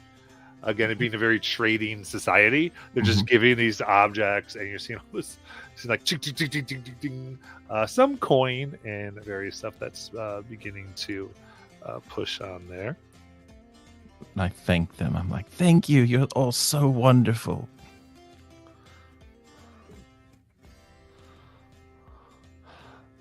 And they cheer, and they go, she like us. And so real quick, so things like there's like oddly like a wooden figurine of a walrus. You see like a page of a book somebody has thrown up. A glass ball that's been painted with snowflakes, as well as you see a bone carved owl. Nice. Yeah, I'm just like picking all these things up. I'm going to put them in a bag for now, and we can all go through them later. And yeah, people just kind of throwing these little things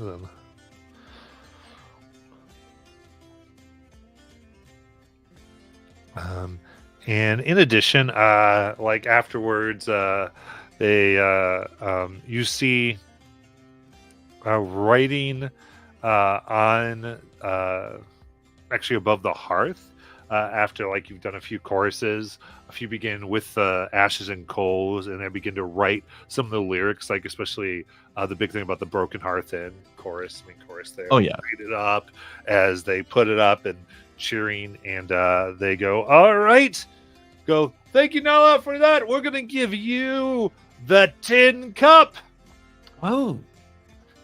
And yes, and just to make it clear, Nala purposely designed the song so that it could be shared by other musicians to kind of gain some popularity for this inn, so that people might hear of the song before they even come to see us. Very cool. So it's working. And the tin cup, as they say, is free drinks for life. Nice. Yes.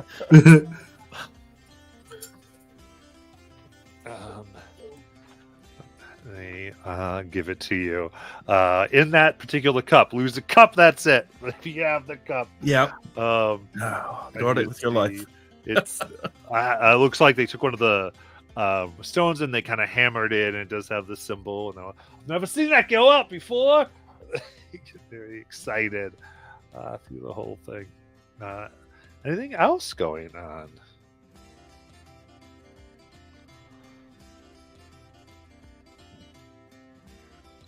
I end up asking the bartender, like pointing out the guy who sells the instruments, and I'm getting him boozed up. I'm buying him drinks. I'm like, oh, isn't she so good? Maybe she'll come stop by, blah, blah, blah, things like that. Oh yeah, he's very interested. He goes, she's great. We do have instruments. She should. I mean, woo! Kind of cheers. And he's drinking, getting down everything. So we'll say you get him a gold worth of started up. Nice. I got would you. say. See, he's definitely getting primed here.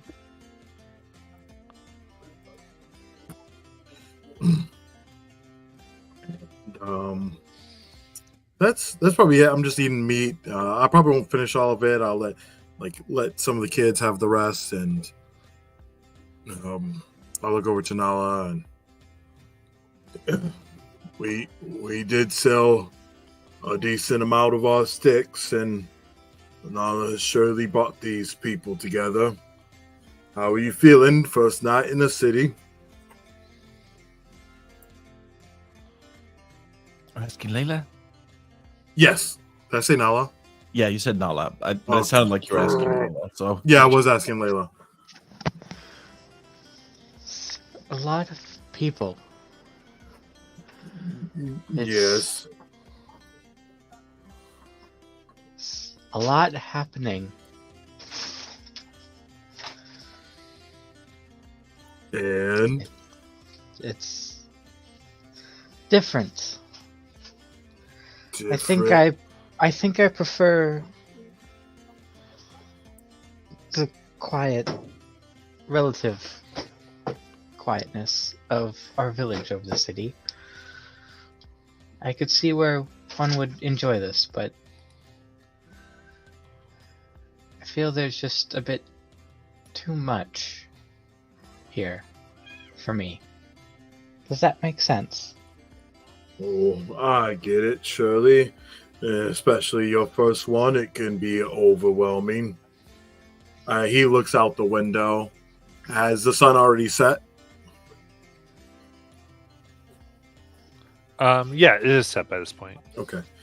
Well, tomorrow we could go see the sunset, but why don't we just find some solitude on the water and just relish on the stars glistening, reflecting on the sea? I think you'd like that. That does sound nice. But I think perhaps you should stay here with Nala. I will find my way there and find my way back.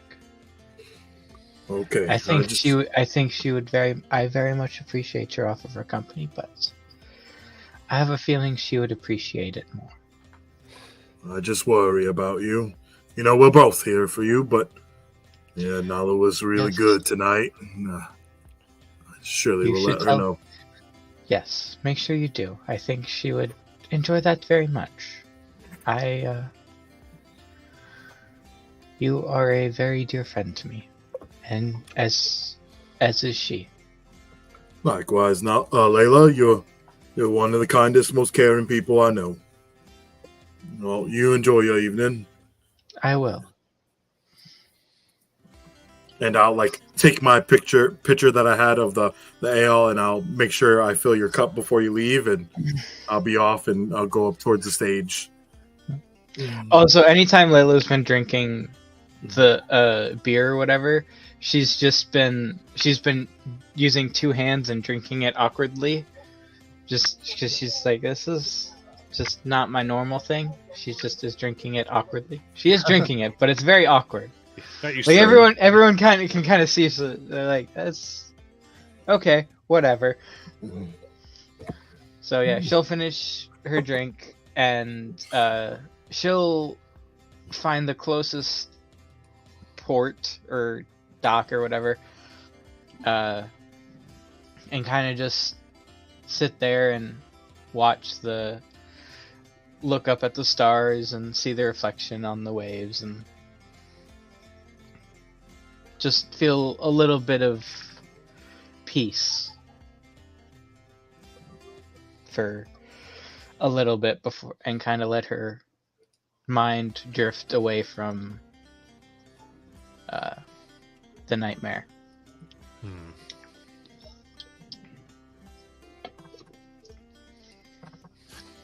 Is the instrument person here? Yes. Mm-hmm. I do want to go say hello to them. Yeah, so I'll actually like go up to you, and I'll be like, I found that guy that sells the instruments. I got him a little liquored up for you.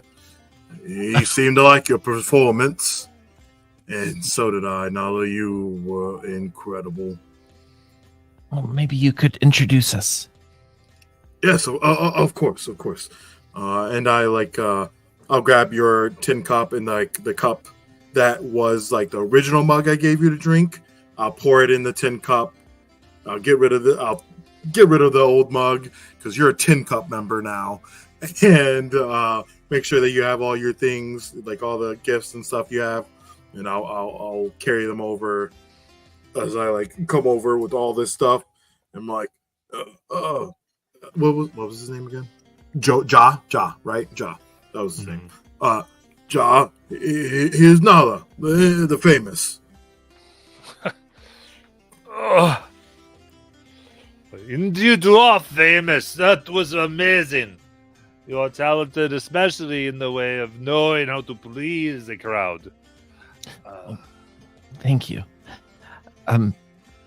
I don't often have a chance to speak to anyone knowledgeable of instruments, and I've had my harp for so long, and I'm always looking for ways to either improve it or to get it upgraded, or I was just wondering if you had any suggestions. You seem to be pretty wise about this sort of thing. Indeed, are you bonded to the harp?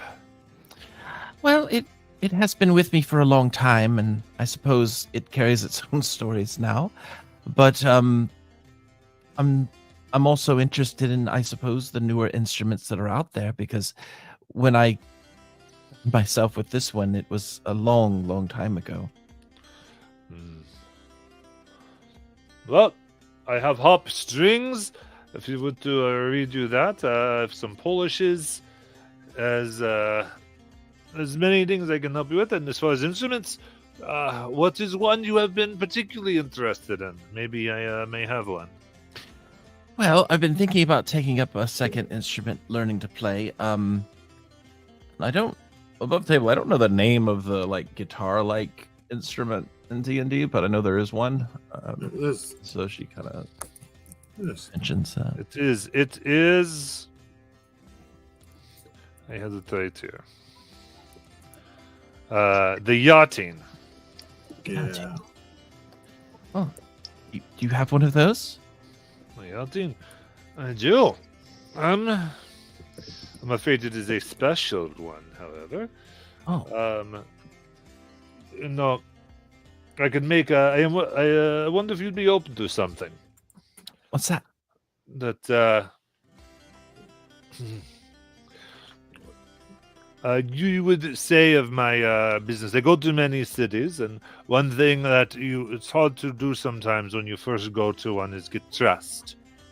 And if you use this to let people know that you can trust my wares, wherever, if you ever come across me, spread it out, advertise really. I can give you a deal. Oh. Especially with the voice such as yours, would be a great honor. Well, I mean, if I'm playing your instrument and if it's working as any instrument will, I don't see any reason I wouldn't recommend the person who sold it to me. Excellent. It is normally 50 gold, but for you, with a deal and your incredible talent, I would give you 25 for it. I would take 25 for it from you. I think that sounds more than fair. And she will take out 25 gold. He takes out an exquisite instrument. It is finely polished. Again, it has that kind of somewhat guitar shape to it. Even as he gently takes it out and the vibrations from the strings, you can already tell that it's like in tune and it resonates beautifully.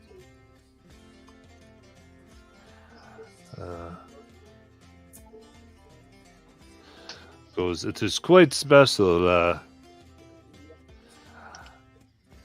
You often play for your clan, yes?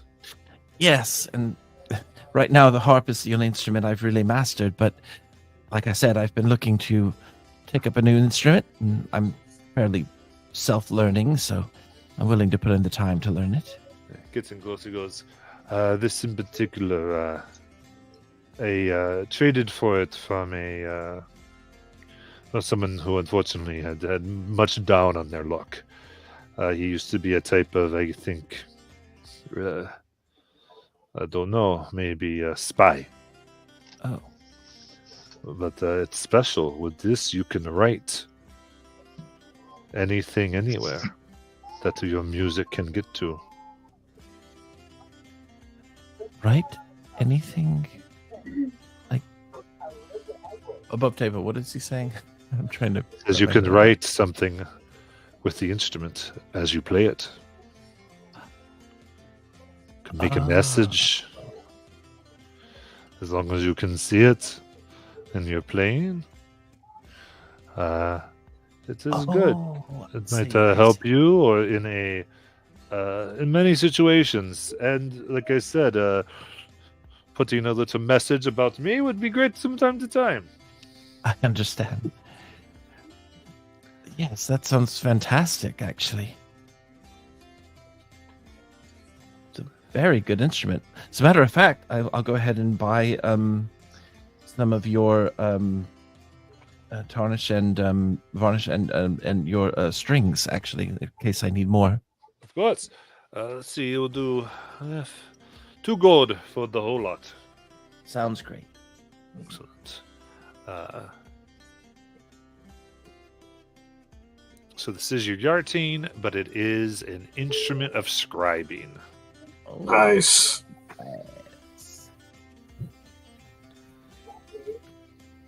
You said it's called a yarting? Yep. Yep.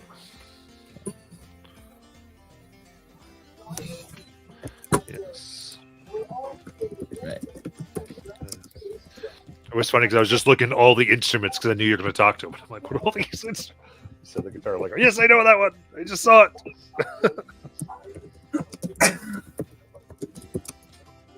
Yeah, she'll take that and she'll kind of take the sash on it and kind of put it around her shoulder so she can wear it.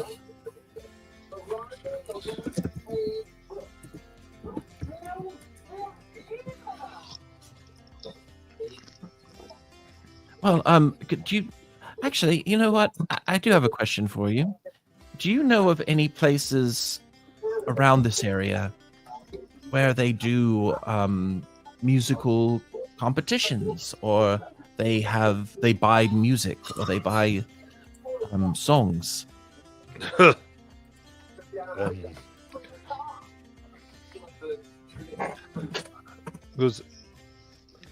There's no place, no, but I have heard of some of the clans and will let their singers, their lore keepers, talk to each other. Sometimes there's trade in songs or the like.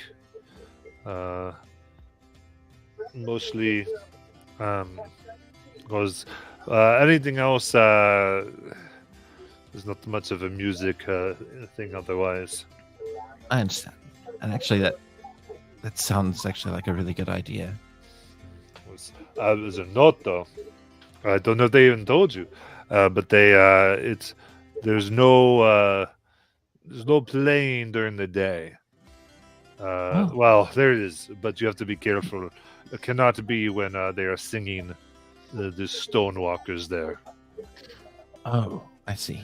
They have their hymns. They're actually quite pretty. I just don't like that no one can sing when they sing. It's just pretentious. I'll try to respect their customs while I'm in the city, and it is best. It is quite beautiful, honestly. But just thank you for the warning. So we'll not want to see you in trouble, especially representing me. Exactly. I would buy you a drink, but you can have all the ones you want. It's sort of shallow at this point. That's true, I suppose. Thank you anyway. Of course, here's another set of hop strings for you. Oh, thank you. You did a good job. So shall I go back to Azariah? Well, that was actually quite productive. Is there anything you wanted to find out here?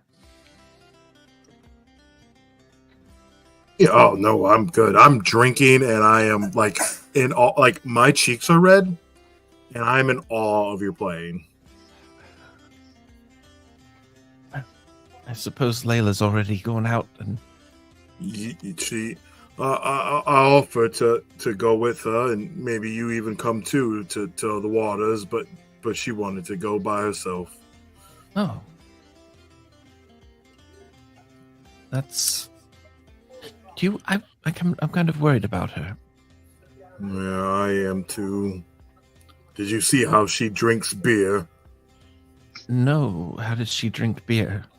And I like claps my mug and I start to like sip it like a child would hot cocoa. Yep, that's pretty much what I was going for. Yep. Oh, I've never seen anyone drink like that, but that's... Neither have I. But she is from a different place, like a different plane, really. True. Maybe she's homesick. Do you know what those tattoos on her face mean? I think they go down to her neck, and I see them on her hands, but I don't want to pry. I mean, I could tell you what my tattoos mean, but... You've also seen them along her neck, along all of her arms, and she is wearing a dress, and so you see them all down her legs to her feet. Right. And chest yeah, like I'll describe like all the places I've seen them. Yeah. Yeah, it's everywhere. I just always assumed they were for markings of places she's been, or for feats she's accomplished. Do you think it would be rude of us to ask? Or maybe I should start by telling her what mine mean. You know what? That's a good approach, actually. You can share something of yourself, and that might inspire her to share of herself. But I don't think it's rude. I think it's actually pretty normal for friends to ask each other questions now. Especially after what we've all been through. Getting to know each other is kind of a part of the whole deal. Yeah, you're right. Speaking of getting to know people better, where did you learn to play like that? Nala, I know that you've done it across your travels, but you have such peculiar interest for someone who likes to smash things really hard. Well, you did hear my story the other day, right? About the curse. About how it came to be. Yeah. Well, R- after I was cursed, I like I said, my parents couldn't keep me working at the tavern. The whole town was just giving them all mean eye about it and threatening to just boycott the place for having child laborers. So I was pretty much just confined to doing almost nothing until one day a gentleman had a harp and taught me how to play it. I would take lessons, and it was just something I could do to kind of get away from the world and become part of something very different. And I guess I would just put on shows and all by myself in my quarters, and I just always imagined there would be a crowd, and I guess now it just comes more naturally. I just pretend like I'm still giving a performance to an empty room. So, well, since you seem to have such a natural passion and talent for it, why didn't you start learning the music of magic, or the magic of music, should I say, and progress further? Because I don't like magic, Azariah. But you seem to appreciate my magic sometimes, except the whip. You don't like the whip. I mean, I do appreciate it, but I'm also terrified of it. I'm just glad that, I mean, you seem very capable with it, and I don't think you would ever use it to harm anyone, which has helped being around people who are more responsible with that sort of thing. It's just having that sort of power over other people. I prefer brute strength, because brute strength, I might meet someone who can rise to my challenge, but with magic, it's not accessible by everyone, and when people use it for nefarious means, it can ruin lives and cause horrible pain. I'd hurt someone if they threaten you with magic or fist. Well, that's different. I'm talking about hurting people for no reason, I guess. You're right, and there are many tools that are used inappropriately. Unfortunately, we can't change the nature of people, but we can do the best to support the ones we love. Yes. I hope that I could change your perspective on magic and show you the beauty that lies within it, not just the destruction. Well, I'm certainly open to the idea. I mean, I do have a small piece of magic that allows me to interact with nature a little bit, but nothing really powerful. Well, now you have a fancy magic instrument.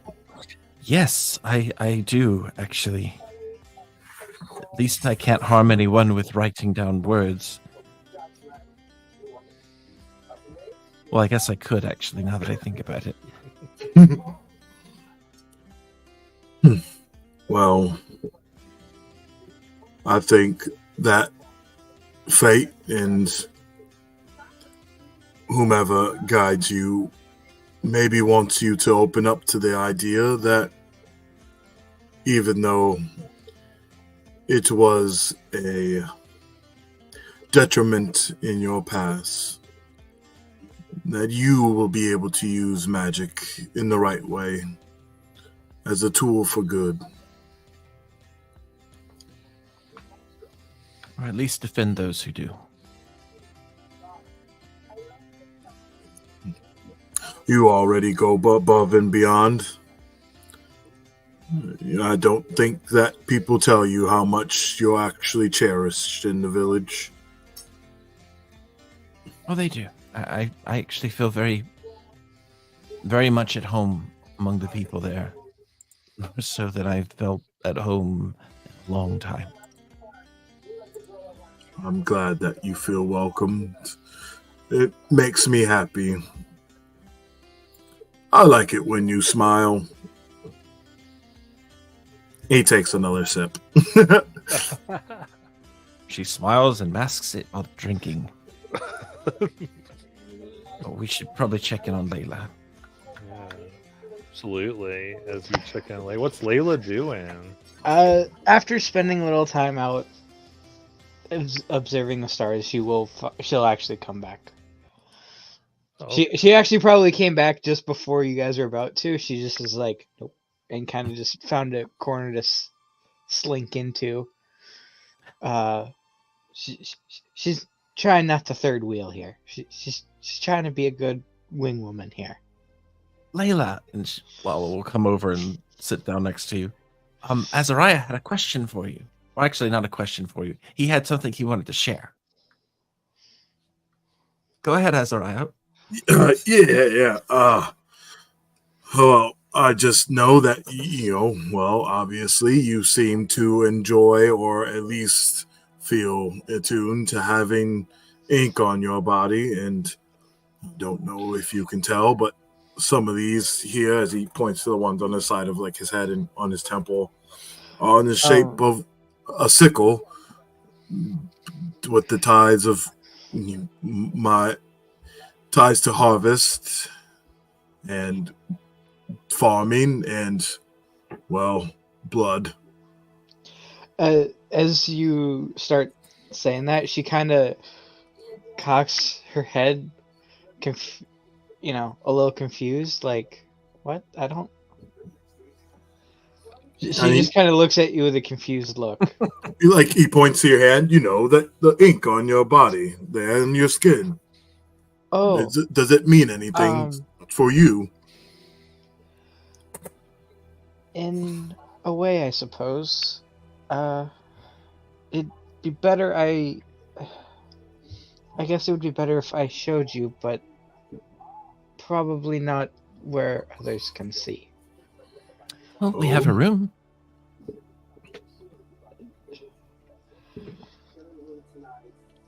Okay. Let's go there and I can show you.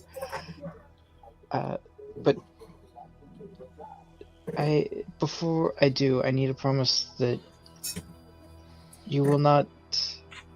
Two promises. One, that you will not freak out when you see.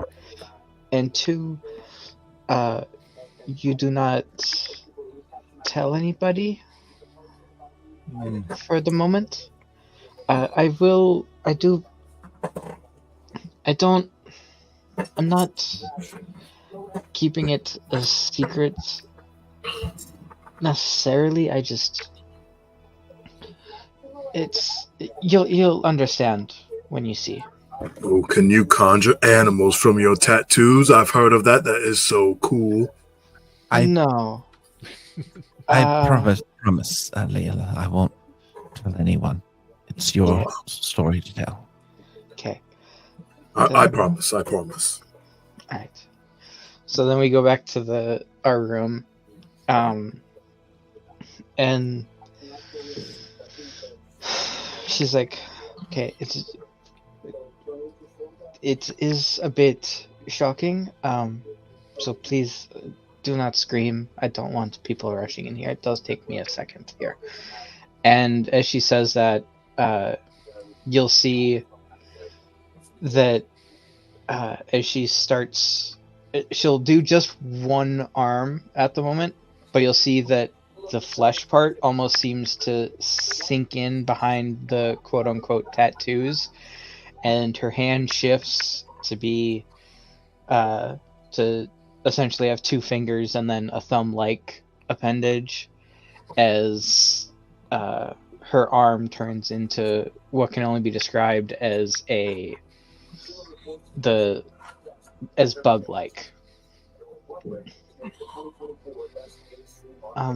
So this is my more natural thing. What you see as she takes one of her fingers and kind of points to the markings on her. These are not tattoos as you put them. This is my skin, for lack of better word.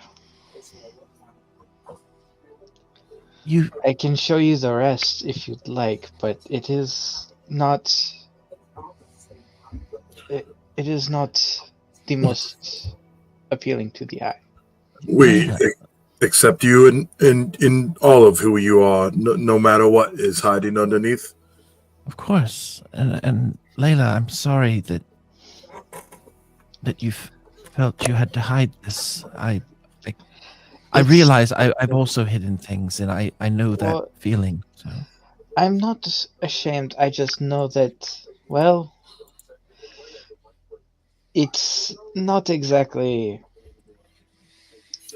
common to have, as she kind of uses her other arm, kind of flicks it, and you hear its exoskeleton. To have skin like this, or these hands, or as she takes another minute here, you kind of see the rest of it happen, and she's got a full. Hold on a sec, actually. I got a thing, I think. Yep. So. Oh, nice. That's what her face looks like. So as you kind of see that kind of all take over, she kind of lets out a couple, involuntary clicks. Just when you change forms, do you still keep your clothes on? Yeah, my clothes don't change. Okay, so I was gonna. It's like, are you naked? No, the clothes don't change. It's just her physical form. Okay. And as her head changes, she can't actually speak anymore, so you're only hearing her voice in your heads. This is also why I can speak into your mind. It's my natural form does not have actual vocal capabilities. I see. Well, Layla, you. It is as like I've got like pincers, and it's very. Yeah, it's pretty creepy looking bug face, but she's like not ashamed. She just knows that most people, would maybe not. I mean, she already thinks that she's aware that she's kind of already, kind of a bit awkward and seen as creepy, and she's like, I'm not ashamed of how I look. I think it is easier than seeing this. I don't know, Layla. I mean, I much prefer seeing people exactly as they are, and as you say that, you see she actually has a tail come around, and it looks like it's got a scorpion stinger attached to it and everything.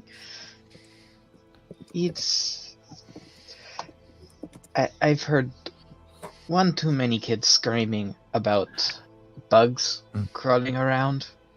Right. Is like I said, I'm not ashamed of it. I do it. It's easier.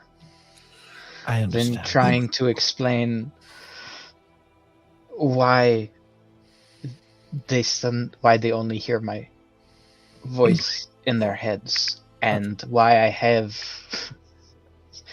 It's easier to say that they are just skin markings than my actual skin. I mean, when you're ready, whenever that day comes, if that day comes, we will all stand beside you. Yes, I know. The people of our clan will embrace you. Yes, I know. I'm not sure if they would have accepted me if I'd shown up looking like this. And at this point, it's kind of it does take me a minute to shift, but and actually it's a little more comfortable. I mean, this thing, as she kind of brings her tail around, is not exactly easy to sit with. It gets in the way. Imagine Also, 5 fingers, much better than 3. Much better. Azrael It's- laughs, but he puts down his cup, and a serious expression kind of runs over his face, and he looks into Layla's reflective eyes. Layla, I want you to know that your true form is a part of who you are, and there is strength in embracing it. Just as the trees don't hide their gnarled branches or the sea its depths, you don't have to hide the beauty of what makes you unique. Some might be startled at first, but fear comes from misunderstanding. Show them your kindness, your wisdom, and your heart, and soon they'll see past the surface. Those who are worth keeping close will soon appreciate the strength and uniqueness in your natural form. Your chitin is much as part of you as anyone's skin or scales, and that makes you you. I very much appreciate that. But this is just the form I first remember having. I'm not sure if it is necessarily my true form. It was just the first one. And I could change my form to be nearly anybody or anything. I kept the markings on my skin just because it seemed to make sense. Because I had noticed that other people had markings on their skin, and some of them seemed to draw power or resolve from them, and so I thought this might explain why my skin is a little bit tougher. Perhaps there's lots of just conveniences of having the human form versus this one. Also, vocal cords, very, very convenient having vocal cords. It's already creepy enough if you see a giant bug walking around. I could only imagine what a person maybe slightly less accepting than you two would think if it all of a sudden then starts speaking into its head. I'm not great with people, but I can read them decently well. And let's be honest here. This is not exactly the type of form that most people would want to split a beverage with. Not Well. that I'll be honest. It would take me a very long time to drink a beverage. I've got these large pincers, but a very small, very very small mouth. I would need a straw. I look and I laugh. I was like, it's not your form I was worried about. It was your form in drinking. The way you held that cup worried me. I think Well, it was very big, and the handle was just it seemed awkward, and it just seemed easier. I do a lot of things because they seem easier.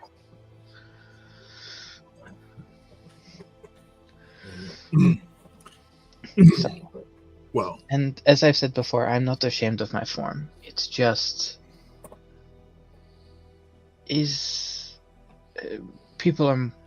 most people are much more accepting of a human with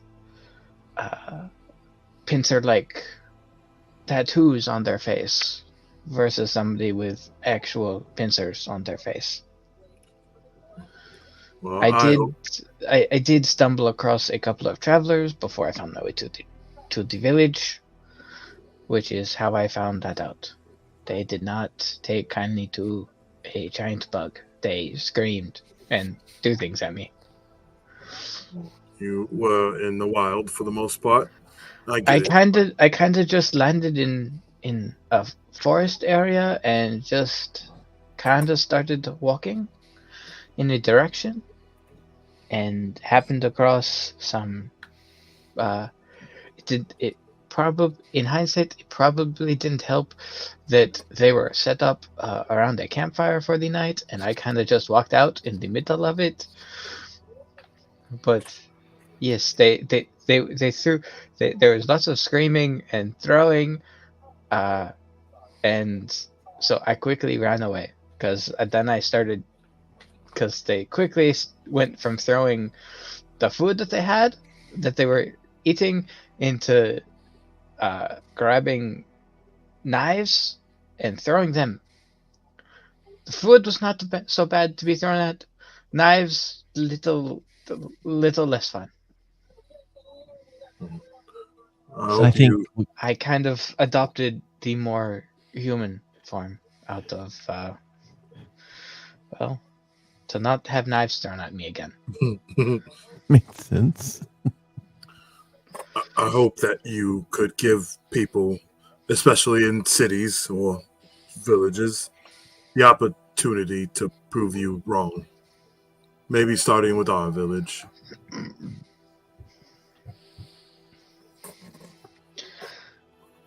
Like I said, I'm not sure if I have a true form. This was just the first form I remember having. And honestly, it's lots of, like I said, lots of advantages of human form. Did I mention the vocal cords or the fingers? Yeah. I would like to hear you sing in this form. I think it would be funny.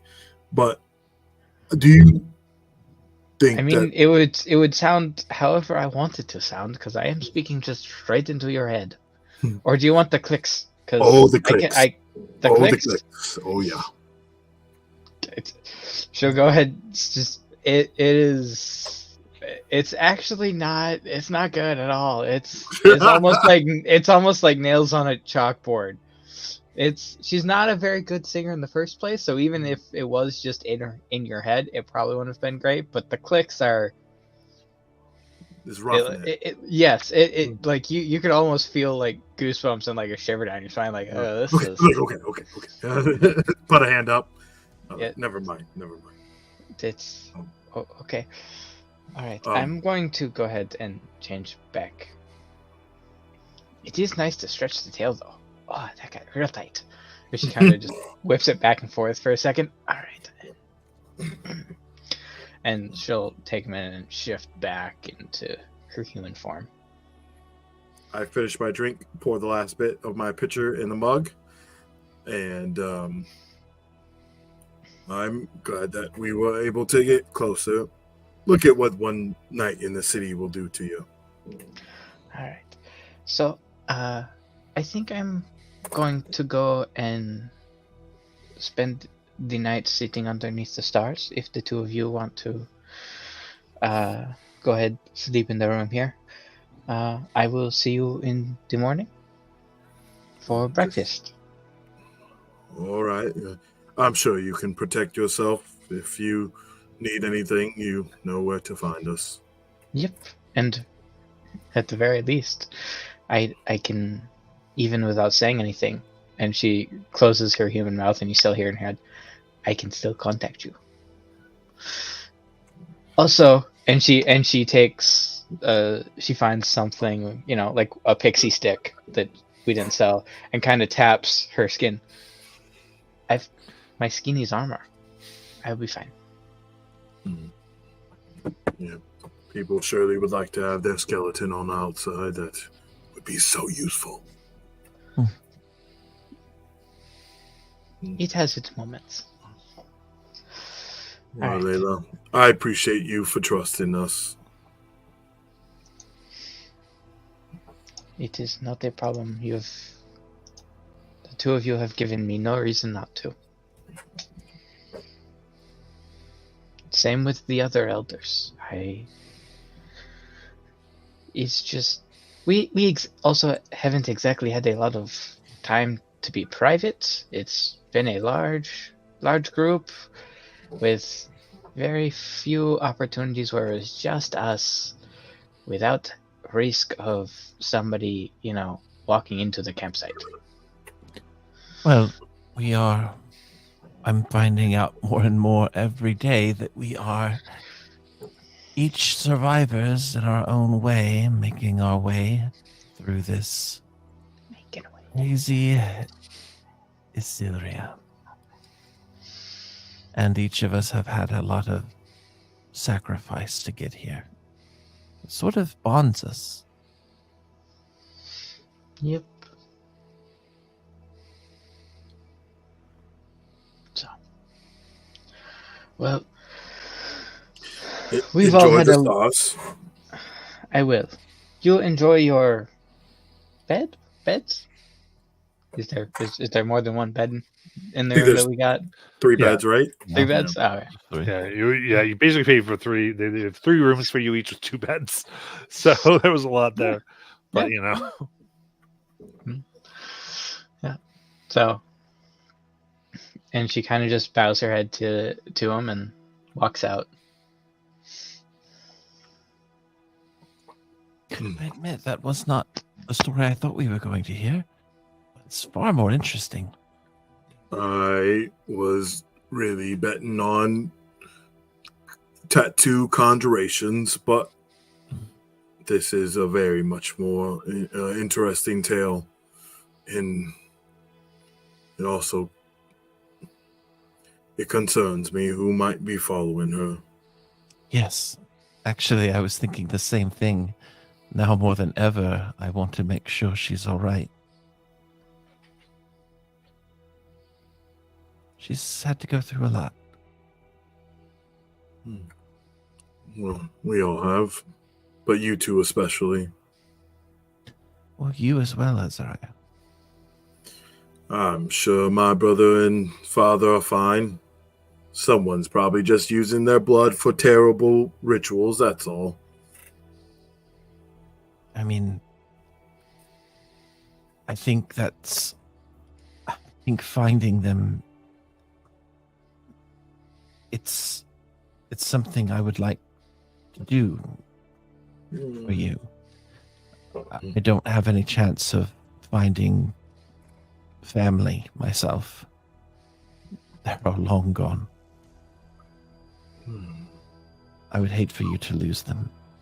Well, we can be your family now, Nala, and I do still have my sister, even though she might be a little pissed at me, but someone had to leave and pick up whatever crumbs they could of my father and brother.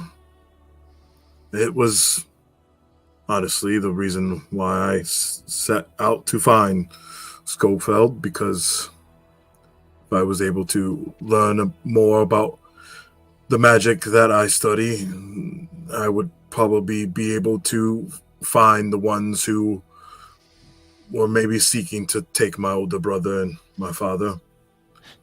Have you had any success in narrowing down the search? Not yet. I was told, though, going to a soothsayer, they were able to dive into the fate of my bloodline. And he said that the blood of the firstborn shall awaken a sleeping giant. And I'm afraid that my brother will be used to do such a thing. Oh. But they could also use my father, because he is the eldest of his siblings. That's true, I suppose. That perhaps means that this a bit of time is of the essence for you, too. I'm sure there's other things they could use it for, but yes, I do worry about them.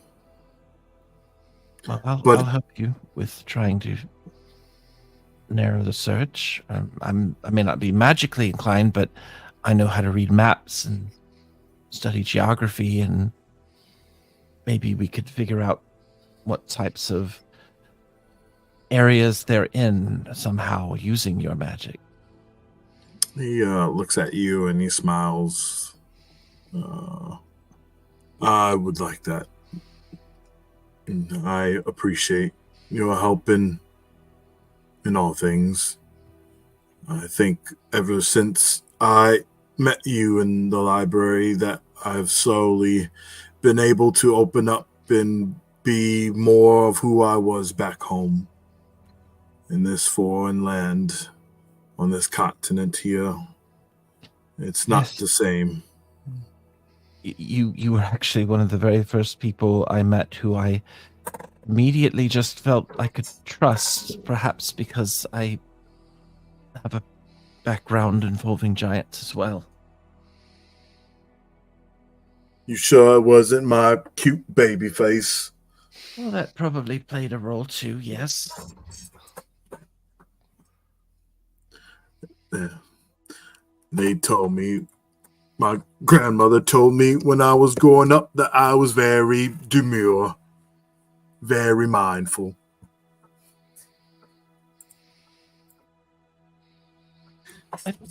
I think you'd like the place that I used to live. Maybe you could go and take me back there someday. I'm sure it will cross our path at some point. Well, it has been a long and exhausting day.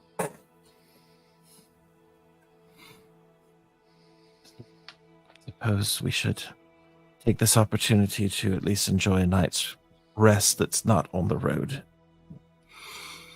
Yeah, a bed will be nice.